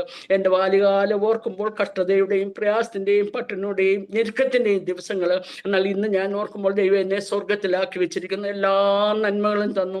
അതുപോലെ തന്നെ ദൈവം ഓരോരുത്തരെയും ഇങ്ങനെ പ്രാർത്ഥിക്കുന്ന ഓരോ വിഷയം ഇങ്ങനെ കാണിക്കും. ഇന്നാർക്ക് ഇന്നത് ചെയ്യണം, ഇന്നാർക്ക് അങ്ങനെ. പക്ഷേ ഒരു ദിവസം ഈ എൻ്റെ കുഞ്ഞുങ്ങൾക്ക് പോലും അറിയത്തില്ല. ഒരു ദിവസം ഞാൻ ഇവരുടെ കൂട്ടത്തിൽ ഡൽഹിയിൽ താമസിച്ചുകൊണ്ടിരുന്ന സമയത്ത് ദൈവാത്മാവ് എന്നോട് പറഞ്ഞു, ഇന്നാർക്ക് ബുദ്ധിമുട്ടാണ്, വലിയ കഷ്ടപ്പാട്, അവർക്ക് സ്കൂളിൽ പോകാൻ പൈസ ഇല്ല, നീ അവർക്ക് 10,000 രൂപ കൊടുക്കണം. ഇപ്പോഴായിരിക്കും എൻ്റെ മോളത് കേൾക്കുന്നത്. പക്ഷേ ഇവർക്കാർക്കും അറിയത്തില്ല. 10,000 രൂപ അടുത്ത് ഞങ്ങളുടെ പാഷയോട് പാഷയെ എന്നോട് ദൈവാത്മാവ് ഇങ്ങനെ പറഞ്ഞു, എങ്ങനെയുണ്ട് ആ ഫാമിലി എന്ന് ചോദിച്ചു. അമ്മാമയെ അവർ കണ്ണീരൊടുക്കി കഴിയും, അവർക്ക് പൈസ ഇല്ലായിരുന്നു അമ്മാമേ, അവർക്ക് ഈ 10,000 റുപ്പീസ്. ഞാൻ പറഞ്ഞു, പാഷയെ എന്നോട് ദൈവത്തിൻ്റെ ആത്മാവ് പറഞ്ഞു 10,000 രൂപ അവർക്ക് കൊടുക്കണം. അങ്ങനെ ഞാൻ ആ 10,000 രൂപ അവർക്ക് കൊടുത്ത് അവർ സന്തോഷമായിട്ട്, ഞാൻ അവരോട് പറഞ്ഞു, ലോകത്തൊരു വ്യക്തികളോടും പറയരുത് ഞാനാണ് നിനക്ക് തന്നെന്ന്. കാരണം നമ്മൾ ചെയ്യുന്ന ഒരു വലം കൈ ചെയ്യുന്ന ഇടം കൈ അറിയാൻ പാടില്ല എന്നുള്ളൊരു നിയമം എനിക്കുണ്ടായിരുന്നു. അങ്ങനെ ആ കുടുംബം വളരെ ഹാപ്പിയായി ഞങ്ങളുടെ ചർച്ചിൽ തന്നെ ഇപ്പോഴും ഉണ്ട്. ഞങ്ങളുടെ ലില്ലിലെ ചർച്ചിൽ. അത് കഴിഞ്ഞ പക്ഷേ എന്നെ ദൈവം സഹായിച്ചു. 2-3 പ്രാവശ്യം US പോകാനായിട്ട് ദൈവം സഹായിച്ചു. അബുദാബി 2 വർഷം ഉണ്ടായിരുന്നു. പോകുന്നിടത്തൊക്കെ ദൈവത്തെ ഉയർത്തുക, ഒറ്റ ഒരാഗ്രഹമേ ഉള്ളൂ. പ്രായം മുതൽ 13 വയസ്സ് മുതൽ ഇന്ന് വരെയും ദൈവം നടത്തി. വീണ്ടും ജീവിതത്തിന് വേണ്ടുന്ന എല്ലാ നന്മകളും തന്നു. അന്ന് പ്രയാസമാണെങ്കിൽ ഇന്ന് ധാരാളം ഉണ്മാനും ഉടുപ്പാനും ഉണ്ട്. അങ്ങനെ ദൈവം നടത്തി. പക്ഷേ ആർക്കും കടക്കാരനല്ല. ഈ വലിയവനായ ദൈവത്തെ കണ്ടില്ലായിരുന്നെങ്കിൽ ഞാൻ ചിലപ്പോൾ ഓർക്കും എൻ്റെ അവസ്ഥ എന്തായിരുന്നു. എന്നെ മാത്രമല്ല എൻ്റെ 5 സഹോദരങ്ങളെയും ദൈവം അനുഗ്രഹിച്ചു. അവരെല്ലാവർക്കും പക്ഷേ എല്ലാം ഉണ്ട്. അവരുടെ മക്കളെല്ലാം വിദേശത്ത് പോയി, വിദേശത്തും അങ്ങനെ എല്ലാ സമർത്ഥമായിട്ട്. എൻ്റെ ബ്രദറിനെ ദൈവം, ഞാൻ പറഞ്ഞില്ലേ അന്ന് പപ്പ മരിക്കുന്നതിന് മുമ്പ് തന്നെ അവൻ വലിയൊരു വീട് വെച്ചു. അവൻ്റെ 2 കുഞ്ഞുങ്ങളും പുറത്തു പോയി. അങ്ങനെ എല്ലാവരെയും ദൈവം സഹായിച്ചു. എന്നോട് ദൈവത്തിൻ്റെ ആത്മാവ് പറഞ്ഞ, നിന്നെ ഓർത്ത് നിന്റെ ഭവനത്തെ ഞാൻ ആദരിക്കും, നിന്റെ ഭവനത്തെ ഞാൻ അനുഗ്രഹിക്കും. പക്ഷേ അവർക്കൊന്നും അറിയത്തില്ല, ഞാൻ മൂലമാണോ എന്ന് അവർക്കറിയത്തില്ല. പക്ഷെ എനിക്കറിയാം. ദൈവം അത്രമാത്രം വിശ്വസ്തയോടെ, അത്രമാത്രം സന്തോഷത്തോടെ ദൈവം ഞങ്ങളെ നടത്തി. പക്ഷേ ഇന്നും ഞാൻ ഓർക്കും, അവിടെ അമേരിക്കയിലായിരുന്ന സമയത്ത് ഇങ്ങനെ എൻ്റെ മനസ്സിനകത്ത് വലിയ ഭാരം. ഒരു സിസ്റ്ററെ ഓർത്ത്, ആ സിസ്റ്റർ ഇവിടെ നാട്ടില് വീടൊക്കെ പണിയുക.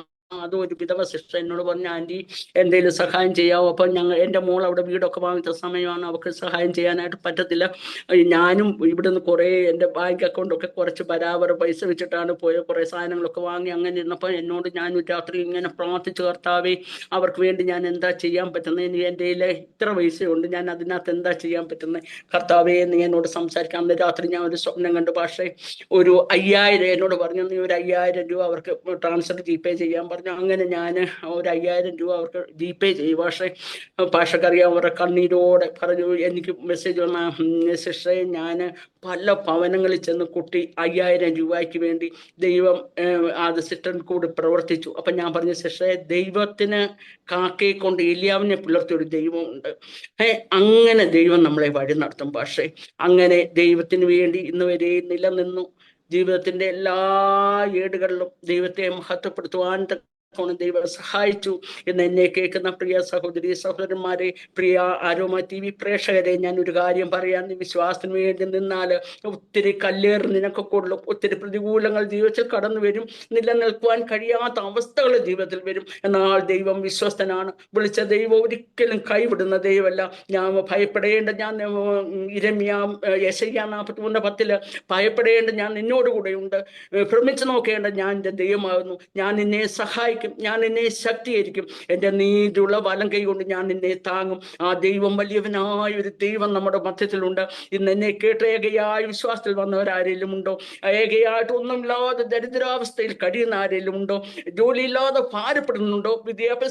വിദ്യാഭ്യാസം ചെയ്യാൻ കഴിവില്ല എന്നോർത്ത് ഭാരപ്പെട്ടിട്ടുണ്ടോ? നോക്കെ 10ാം ക്ലാസ്സുകാരെ ഞാൻ അക്കൗണ്ടിൻ്റെ അതിൽ കൂടുതലൊരു പൊസിഷൻ അവർക്ക് തരാൻ പറ്റില്ല. അക്കൗണ്ടന്റിനായിട്ട് 34 വർഷം ആ ഓഫീസിൽ ജോലി ചെയ്തു. പക്ഷേ അങ്ങനെ 24 വർഷം അവിടെ ജോലി ചെയ്യാൻ ദൈവം എന്നെ സഹായിച്ചു. കാരണം വിശ്വസ്തയോടെ സത്യസന്ധതയോടെ ജോലി ചെയ്താൽ അനേകർക്ക് ഒരു പ്രയോജനമായി തീരാൻ ദൈവം നമ്മളെ ഉപയോഗിക്കും. എൻ്റെ ജീവിതത്തിൽ അങ്ങനെ തന്നെ സംഭവിച്ചു. ദൈവം എന്നെ നടത്തി. ആ ഓഫീസിൽ ഒരു ജോലി ചെയ്യുന്ന അക്കൗണ്ട്സ് ജോലി ചെയ്തുകൊണ്ടിരുന്ന ഒരു കാര്യം അവിടത്തെ കൂടെ പറഞ്ഞിട്ട് ഞാൻ നിർത്തിക്കൊള്ളാം. ഒരു ദിവസം ഇ ഡി ഓഫീസിൽ നിന്നും കുറെ 5 ആൾക്കാർ വന്നു. ആദ്യമേ എൻ്റെ ഓഫീസ് അക്കൗണ്ട്സ് ചെയ്യുന്ന വളഞ്ഞിട്ട് എൻ്റെ കൂടെ ഉള്ള പയ്യന് റൂമിൽ നിന്ന് ഇറങ്ങി പെട്ടെന്ന് സ്ഥലം വിട്ടു. ഞാനുണ്ട്, എൻ്റെ കയ്യിലാണ് ക്യാഷ്, ചെക്ക്, കാര്യങ്ങളെല്ലാം എൻ്റെ ഇല്ല. അവർ ഓരോ ഡ്രോയർ വലിച്ച് ഇറക്കി, പൈസയുടെ ഇറക്കി, വൗച്ചർ ഇറക്കി, എല്ലാം ചെക്ക് ചെയ്യാൻ A to Z ഓരോന്ന് ചെക്ക് ചെയ്യാൻ തുടങ്ങി. ഇതെന്തവാ, അതെന്തവാ, ഇതാരുടെ ചെക്കാ, ഇത് ആർക്ക് കൊടുക്കാനാ, നീ എന്തിനാ ഇവിടെ വെച്ചേക്കുന്നേ, ഇതെന്താ ഡിപ്പോസിറ്റ്, അങ്ങനെ ഒത്തിരി. ഞാൻ പറഞ്ഞ അതിനുള്ള പോസ്റ്റ് ഡേറ്റ് ചെക്ക് ഉണ്ട്, അത് ഇന്ന ഡേറ്റ് ഇടുക. അപ്പം ഞാൻ സ്ലിപ്പ് എല്ലാത്തിനകത്തും പഞ്ച് ചെയ്ത് ഇങ്ങനെ ചെക്കയിൽ ഇങ്ങനെ ചെറിയ ഉണ്ടാക്കി ഇങ്ങനെ കുത്തി വെച്ചിട്ടുണ്ട്, ഇന്ന ഡേറ്റ് ചെയ്യണം, ഇന്ന ഡേറ്റ്, അങ്ങനെ എല്ലാം ചെയ്തു. എൻ്റെ ആ റൂം മൊത്തം അരിച്ചു പെറുക്കിയിട്ട് അവർക്കൊന്നും കിട്ടിയില്ല. ലാസ്റ്റ് എൻ്റെ ബോസിനോട് പറഞ്ഞു, നിന്റെ അക്കൗണ്ടിന് വളരെ നന്നായിട്ട് അക്കൗണ്ട്സ് ചെയ്ത് നോക്കുന്ന ഒരു വ്യക്തിയാണെന്ന് പറഞ്ഞിട്ടാണ് പോയത്. എൻ്റെ മിടുക്കല്ല, പക്ഷേ എനിക്ക് ഒരു മിടുക്ക്. ഞാൻ പറഞ്ഞു, എനിക്ക് വിദ്യാഭ്യാസം ഉണ്ടെങ്കിലല്ലേ എനിക്ക് മിടുക്കാകാൻ പറ്റുന്നത്. എന്നാൽ ദൈവം, ജ്ഞാനികളുടെ ജ്ഞാനിയായ ശലോമോന് ജ്ഞാനം കൊടുത്തൊരു ദൈവം, നമ്മളെ സഹായിക്കുന്ന, നമ്മളെ അനുഗ്രഹിക്കുന്ന ഒരു ദൈവം, നമ്മുടെ അവസ്ഥകൾക്ക് വ്യത്യാസം വരുത്തുന്ന ഒരു ദൈവം. എന്നെ കേൾക്കുന്ന പ്രിയപ്പെട്ടവരോട് എനിക്കതാണ് പറയാനുള്ളത്. എന്തിനേലും വിഷയത്തിന് വേണ്ടി ഭാരപ്പെടുന്നുണ്ടോ? ഏതേലും വിഷയത്തിന് നിന്നെ നിന്നിച്ച് മാറ്റി നിർത്തുന്നുണ്ടോ? നീ വിശ്വാസത്തിലേക്ക് കടന്നു വന്നു, നിന്റെ പരിസ്ഥിതി ഇതാണെന്നും പറഞ്ഞു ഭാരപ്പെടുത്തുന്നുണ്ടോ? എന്നാൽ ഒരു കാര്യം ഓർത്തുകൊള്ളുക, ദൈവം നിന്നെ സ്നേഹിക്കുന്നു, ദൈവം നിന്നെ സഹായിക്കുന്ന അഖിലാണ്ടങ്ങളുടെ ഉടയവനായ ദൈവം നമ്മളെ സഹായിക്കും, നമ്മളെ ശക്തീകരിക്കും. ആ നീതിയുള്ള വലം കൈ കൊണ്ട് നമ്മളെ താങ്ങും. എൻ്റെ ജീവിതത്തിൽ ഇന്ന് വരെയും ദൈവം നല്ലവനായിരുന്നു. ഈ ബൈബിൾ എടുത്തത് അന്ന് മുതൽ ഇന്ന് വരെ എനിക്ക് ഒന്നിനും കുറവ് വന്നിട്ടില്ല. ഇന്ന് ഞാൻ ഒരു ദിവസം ഇത്ര ചാപ്റ്റർ എനിക്ക് ബൈബിൾ വായിച്ചിരിക്കണം. രാവിലെ ഓരോ 15 ഓരോ പഴയ നിയമത്തിൽ 5, സങ്കീർത്തനം 5, പുതിയ നിയമത്തിൽ അങ്ങനെ ഞാൻ വായിച്ച് കണ്ടിന്യൂ പോയിരുന്നു. വൈകിട്ട് വായിക്കുന്നത് ഹിന്ദി ബൈബിളിൻ്റെ അങ്ങനെ ചാപ്റ്റർ. ഹിന്ദിയുടെ അത്രയും മനസ്സിലാക്കി മലയാളം പോലെ അറിയത്തില്ലെങ്കിലും ദൈവം അത്ഭുതകരമായിട്ട് വഴി നടത്തുന്നു. ഈ ദൈവം വിശ്വസ്തനാണ്, ഈ ദൈവം വലിയവനാണ്. ഇത്രത്തോളം എന്നെ സഹായിച്ച ദൈവത്തെ, ഞാൻ ആ ദൈവത്തെ അന്വേഷിക്കാൻ ആരെങ്കിലും ആഗ്രഹിക്കുന്നുണ്ടെങ്കിൽ ആ ദൈവത്തിലേക്ക് കടന്നു വരുവാൻ ആരോമ TV-യിലുള്ള എല്ലാ പ്രേക്ഷകരോടും ഞാൻ അഭ്യർത്ഥിക്കുന്നു. ഈ സമയത്ത് ഇത്രത്തോളം എന്നെ കേട്ടുകൊണ്ടിരുന്ന എല്ലാ പ്രേക്ഷകർക്കും ദൈവനാമത്തിലുള്ള നന്ദിയും സ്നേഹവും ഞാൻ അർപ്പിക്കുന്നു. ദൈവദാസൻ ഇത്രത്തോളം അവസരം തന്നല്ലോ. പാഷ ദാനിയേൽ ജോൺ പാഷയോട് ഞാൻ പറയാനുള്ളത്, പാഷയുടെ ശുശ്രൂഷ അനേകർക്കൊരാശ്വാസമാണ്. തകർന്ന ഹൃദയങ്ങളെ ഞാൻ തന്നെ ഇത് കേട്ടിട്ട്, അയ്യോ ദൈവത്തിങ്ങനെ പ്രവർത്തിക്കുമല്ലോ, ദൈവം ഇത്രയും സഹായിക്കുന്നല്ലോ, വളരെ എസ്റ്റാബ്ലിഷ് ആകാൻ, അനേകരെ കൊണ്ട്, അനേക സാക്ഷ്യങ്ങൾ കൊണ്ട്, അനേകരെ ഒരു സാക്ഷിയെ ഉളവാക്കുന്നത് പോലെ അനേകരെ ഉളവാക്കുവാൻ ദൈവദാസനെയും ഈ ശുശ്രൂഷയും മാനിക്കട്ടെ എന്ന് പറഞ്ഞുകൊണ്ട് ഞാൻ എൻ്റെ സാക്ഷ്യത്തിൽ നിന്ന് വിരമിച്ചു കൊള്ളുന്നു. ദൈവം നടത്തും. ദൈവവചനം നമ്മൾക്ക് തരും. ഒന്നിൽ നമ്മളെ വചനത്തിൽ കൂടി സംസാരിക്കും. ഞാൻ പറഞ്ഞില്ലേ, വീട് വാങ്ങിക്കാൻ പോയപ്പോൾ എനിക്ക് 1 രൂപ ഇല്ല, പൈസ ഒന്നുമില്ല. ദൈവം പറഞ്ഞു, നീ ഇവിടെ അനേക കുഴികൾ കുഴിക്കുകയും, നീ വെള്ളം കാണത്തില്ല, കാറ്റ് കാണത്തില്ല, എങ്കിലും നീ അത് വെള്ളം കൊണ്ട് നിറയും. മഴയും കാറ്റും ഇല്ലാത്ത സമയങ്ങളിൽ വെള്ളം നിറയ്ക്കാൻ ശക്തനായ ഒരു ദൈവം നമുക്കുണ്ട്. എൻ്റെ ജീവിത അനുഭവമാണ്. എൻ്റെ കുഞ്ഞുങ്ങളെയൊക്കെ ദൈവം അനുഗ്രഹിച്ചു. ഭാഷയെ 2 പെൺകുട്ടികളെ, ഇവരെ ആര് കിട്ടുമെന്ന് പറഞ്ഞാൽ മഹാനായ അനുഗ്രഹിക്കപ്പെട്ട കല്യാണങ്ങൾ 2 പേർക്കും നടന്നു. എൻ്റെ ഭാവി ഇന്ന് വരെയും നടത്തി. നാളെ എന്താണെന്ന് ഞാൻ അറിയത്തില്ല. ജീവനുള്ള സമയത്തോളം ഞാൻ യഹോവയെ സ്തുതിക്കും. ഞാനുള്ള കാലത്തോളം എൻ്റെ ദൈവത്തിന് കീർത്തനം ചെയ്യും. അതാണ് സങ്കീർത്തകനോട് ചേർന്ന് എനിക്ക് പറയാനുള്ളത്. എനിക്ക് സമയം തന്ന ദൈവദാസനോടുള്ള നന്ദി സ്നേഹം അറിയിച്ചുകൊണ്ട് ഞാൻ എൻ്റെ സാക്ഷ്യത്തിൽ നിന്നും വിരമിക്കുന്നു. ആമേൻ, ആമേൻ, ആമേൻ. താങ്ക് യു കർത്താവിൻ്റെ വിലപ്പെട്ട ദാസി. ഇത്രത്തോളം സമയം വളരെ അനുഗ്രഹിക്കപ്പെട്ട സാക്ഷ്യം. സത്യത്തിൽ വളരെ സന്തോഷത്തോടെയാണ് ഈ സാക്ഷ്യം ആദ്യ അവസാനം പറയാനിടയായി തീർന്നത്. ചെറുപ്പത്തിൽ ഹൃദയത്തിൽ ഉണ്ടായ ആ ആത്മീയ സന്തോഷം, അത് ഒട്ടും ചോർന്നു പോകാതെ ഇന്നും അത് കാത്തു സൂക്ഷിക്കുവാൻ കഴിയുന്നു എന്നുള്ളത് വലിയ ഒരു അനുഗ്രഹിക്കപ്പെട്ടൊരു അനുഭവം തന്നെയാണ്. പലരുടെയും ജീവിതത്തിൽ ഇതിന് വീഴ്ച സംഭവിക്കുമ്പോൾ കർത്താവിൻ്റെ ദാസിക്ക് ഇന്നും ആ ഒരു സന്തോഷം കാത്തു സൂക്ഷിക്കുവാൻ, ആ ഒരു പ്രത്യാശ കാത്തു സൂക്ഷിക്കുവാൻ കർത്താവ് കൃപ ചെയ്തു എന്നുള്ളത് വളരെ ഭാഗ്യകരമായ ഒരു അനുഭവമാണ്. വളരെ ചെറുപ്പത്തിൽ തന്നെ എല്ലാ കാര്യത്തിനും വളരെ ഉത്സാഹമുള്ളവളും ഒന്നാം സ്ഥാനം ആഗ്രഹിക്കുകയും അതിനുവേണ്ടി പരിശ്രമിക്കുകയും ചെയ്തതിൻ്റെ പരിണിതഫലം ജീവിതത്തിലെ കാണുവാൻ കഴിഞ്ഞു. പ്രതീക്ഷിച്ചതുപോലെ എല്ലാ കാര്യങ്ങളും ഒരുപക്ഷെങ്കിൽ സാധിച്ചില്ല എങ്കിൽ പോലും അതിനപ്പുറത്തേക്ക് ദൈവത്തിൻ്റെ പദ്ധതിയിൽ ദൈവം പങ്കാളിത്തം വഹിപ്പാൻ കർത്താവ് അവസരമൊരുക്കിയതിനായി ഞാൻ കർത്താവിന് സ്തോത്രം ചെയ്യുന്നു. അനുഗ്രഹിക്കപ്പെട്ട മക്കൾ, മരുമക്കൾ, ചെറുമക്കളെയൊക്കെ കർത്താവ് തന്നു, കുടുംബജീവിതം തന്നു, ആത്മീയ ജീവിതം തന്നു, സന്തോഷകരമായ ദിനങ്ങൾ കർത്താവ് ദാനമായി തന്നു. ചെറുപ്പത്തിൽ തന്നെ ഹൃദയത്തിൽ വിതയ്ക്കപ്പെട്ട പ്രാർത്ഥനയുടെ വിത്ത് അത് ഏറെ ഫലം പുറപ്പെടുവിക്കുവാൻ സഹായകരമായിരുന്നു. ദൈവത്തിൻ്റെ പരിശുദ്ധാത്മാവിൻ്റെ അഭിഷേകവും അതിൻ്റെ നിറവും അനുഭവിച്ച ആ നിമിഷങ്ങൾ അത് വളരെ അസാധാരണമായ ചില അനുഭവങ്ങളായിരുന്നു എന്ന് കേൾവിക്കാർക്ക് മനസ്സിലാക്കുവാൻ കഴിയും. ഞങ്ങളെ കേട്ടുകൊണ്ടിരിക്കുന്ന, ശ്രവിക്കുന്ന അരോമാറ്റിയുടെ പ്രേക്ഷകർക്ക് ഈ സാക്ഷ്യം തികച്ചും ഒരു അനുഗ്രഹമായി തീർന്നു എന്ന് ഞങ്ങൾ പൂർണ്ണമായി വിശ്വസിക്കുന്നു. ഒരു നിമിഷം നമ്മുടെ കണ്ണുകളെ അടയ്ക്കാം, ഹൃദയങ്ങളെ ഏകാഗ്രമാക്കാം, ദൈവസേന നമുക്ക് പ്രാർത്ഥിക്കാം. കർത്താവ് നമ്മെ ആഗ്രഹിക്കുന്ന അളവിലേക്ക് കർത്താവ് നമ്മെ കൊണ്ടുവരുവാൻ ഒരുപക്ഷെ ജീവിതത്തിൻ്റെ ഏത് ഘട്ടത്തിലാണ്, ഏത് സന്ദർഭത്തിലാണ് നമ്മോട് ഇടപെട്ടത്, അല്ലെങ്കിൽ ഇടപെട്ടുകൊണ്ടിരിക്കുന്ന ഏത് വിഷയത്തോടുള്ള ബന്ധത്തിലാണ് നമുക്കറിയില്ല. എന്നാൽ കഴിയുന്നിടത്തോളം ദൈവഹിതത്തിന് വേണ്ടി നാം കാത്തിരിക്കുവാൻ തയ്യാറാകുമെങ്കിൽ നിശ്ചയമായിട്ടും ദൈവത്തിൻ്റെ പരിശുദ്ധാത്മാവ് നമ്മെ അതിലേക്ക് നടത്തുവാൻ ഇടയായിത്തീരും. നാം ഒരുമിച്ച് പ്രാർത്ഥിക്കുമ്പോൾ കർത്താവിൻ്റെ ദാസി അരോമാറ്റിയുടെ പ്രേക്ഷകർക്ക് വേണ്ടി ഒരു നിമിഷം നമ്മെ പ്രാർത്ഥനയിൽ സഹായിക്കും. പ്രാർത്ഥിക്കാം.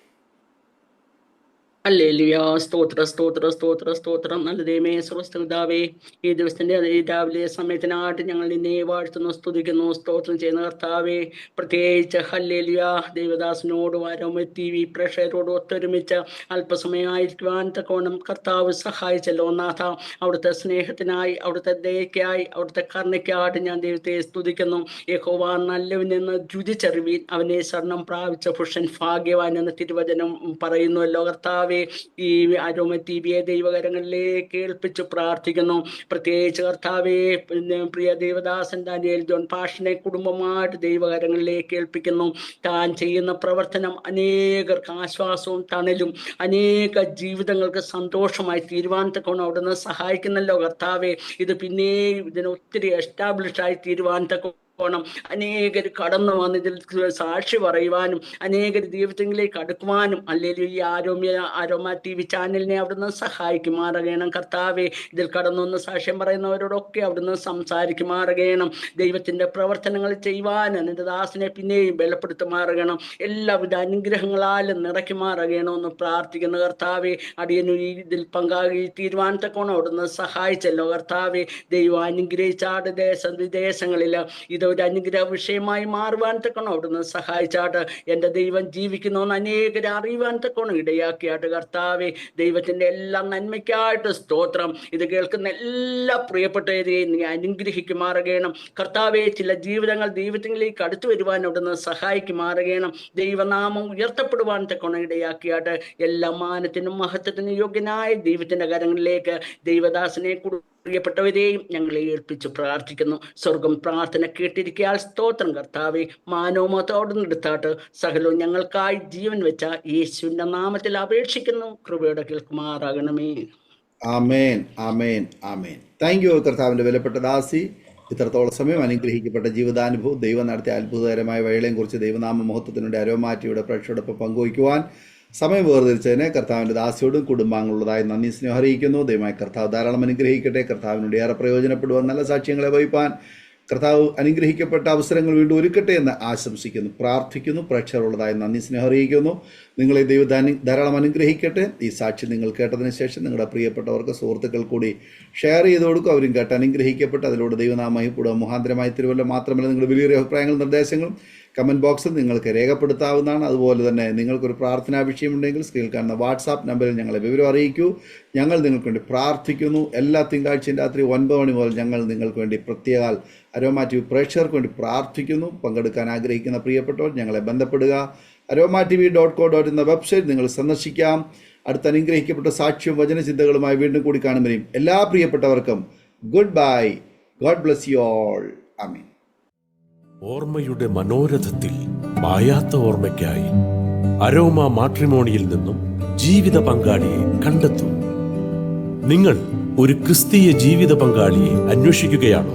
അതോ മക്കൾക്ക് അനുയോജ്യമായ ഒരു തക്ക തുണയ്ക്കു വേണ്ടി പ്രാർത്ഥിക്കുന്ന വ്യക്തിയാണോ? എങ്കിൽ അരോമ മാട്രിമോണി നിങ്ങൾക്ക് വേണ്ടിയാണ്. ഇന്നു തന്നെ സൗജന്യമായി രജിസ്റ്റർ ചെയ്യൂ. അരോമ മാട്രിമോണിയുടെ പ്രത്യേകതകൾ: രജിസ്ട്രേഷൻ തികച്ചും സൗജന്യം. ലോകത്തെവിടെയുമുള്ള അനുയോജ്യമായ ക്രിസ്തീയ ജീവിത പങ്കാളിയെ തിരഞ്ഞെടുക്കാം. വിവാഹം നടക്കുന്നതുവരെ സർവീസ് ലഭിക്കുന്നു. ഏറ്റവും ചെറിയ പാക്കേജുകളും തിരഞ്ഞെടുക്കാം. അരോമ മാട്രിമോണി നിങ്ങൾക്കായി ഒരുക്കുന്നു വിവാഹം പരമാനന്ദം. Email aroma matrimony2020@gmail.com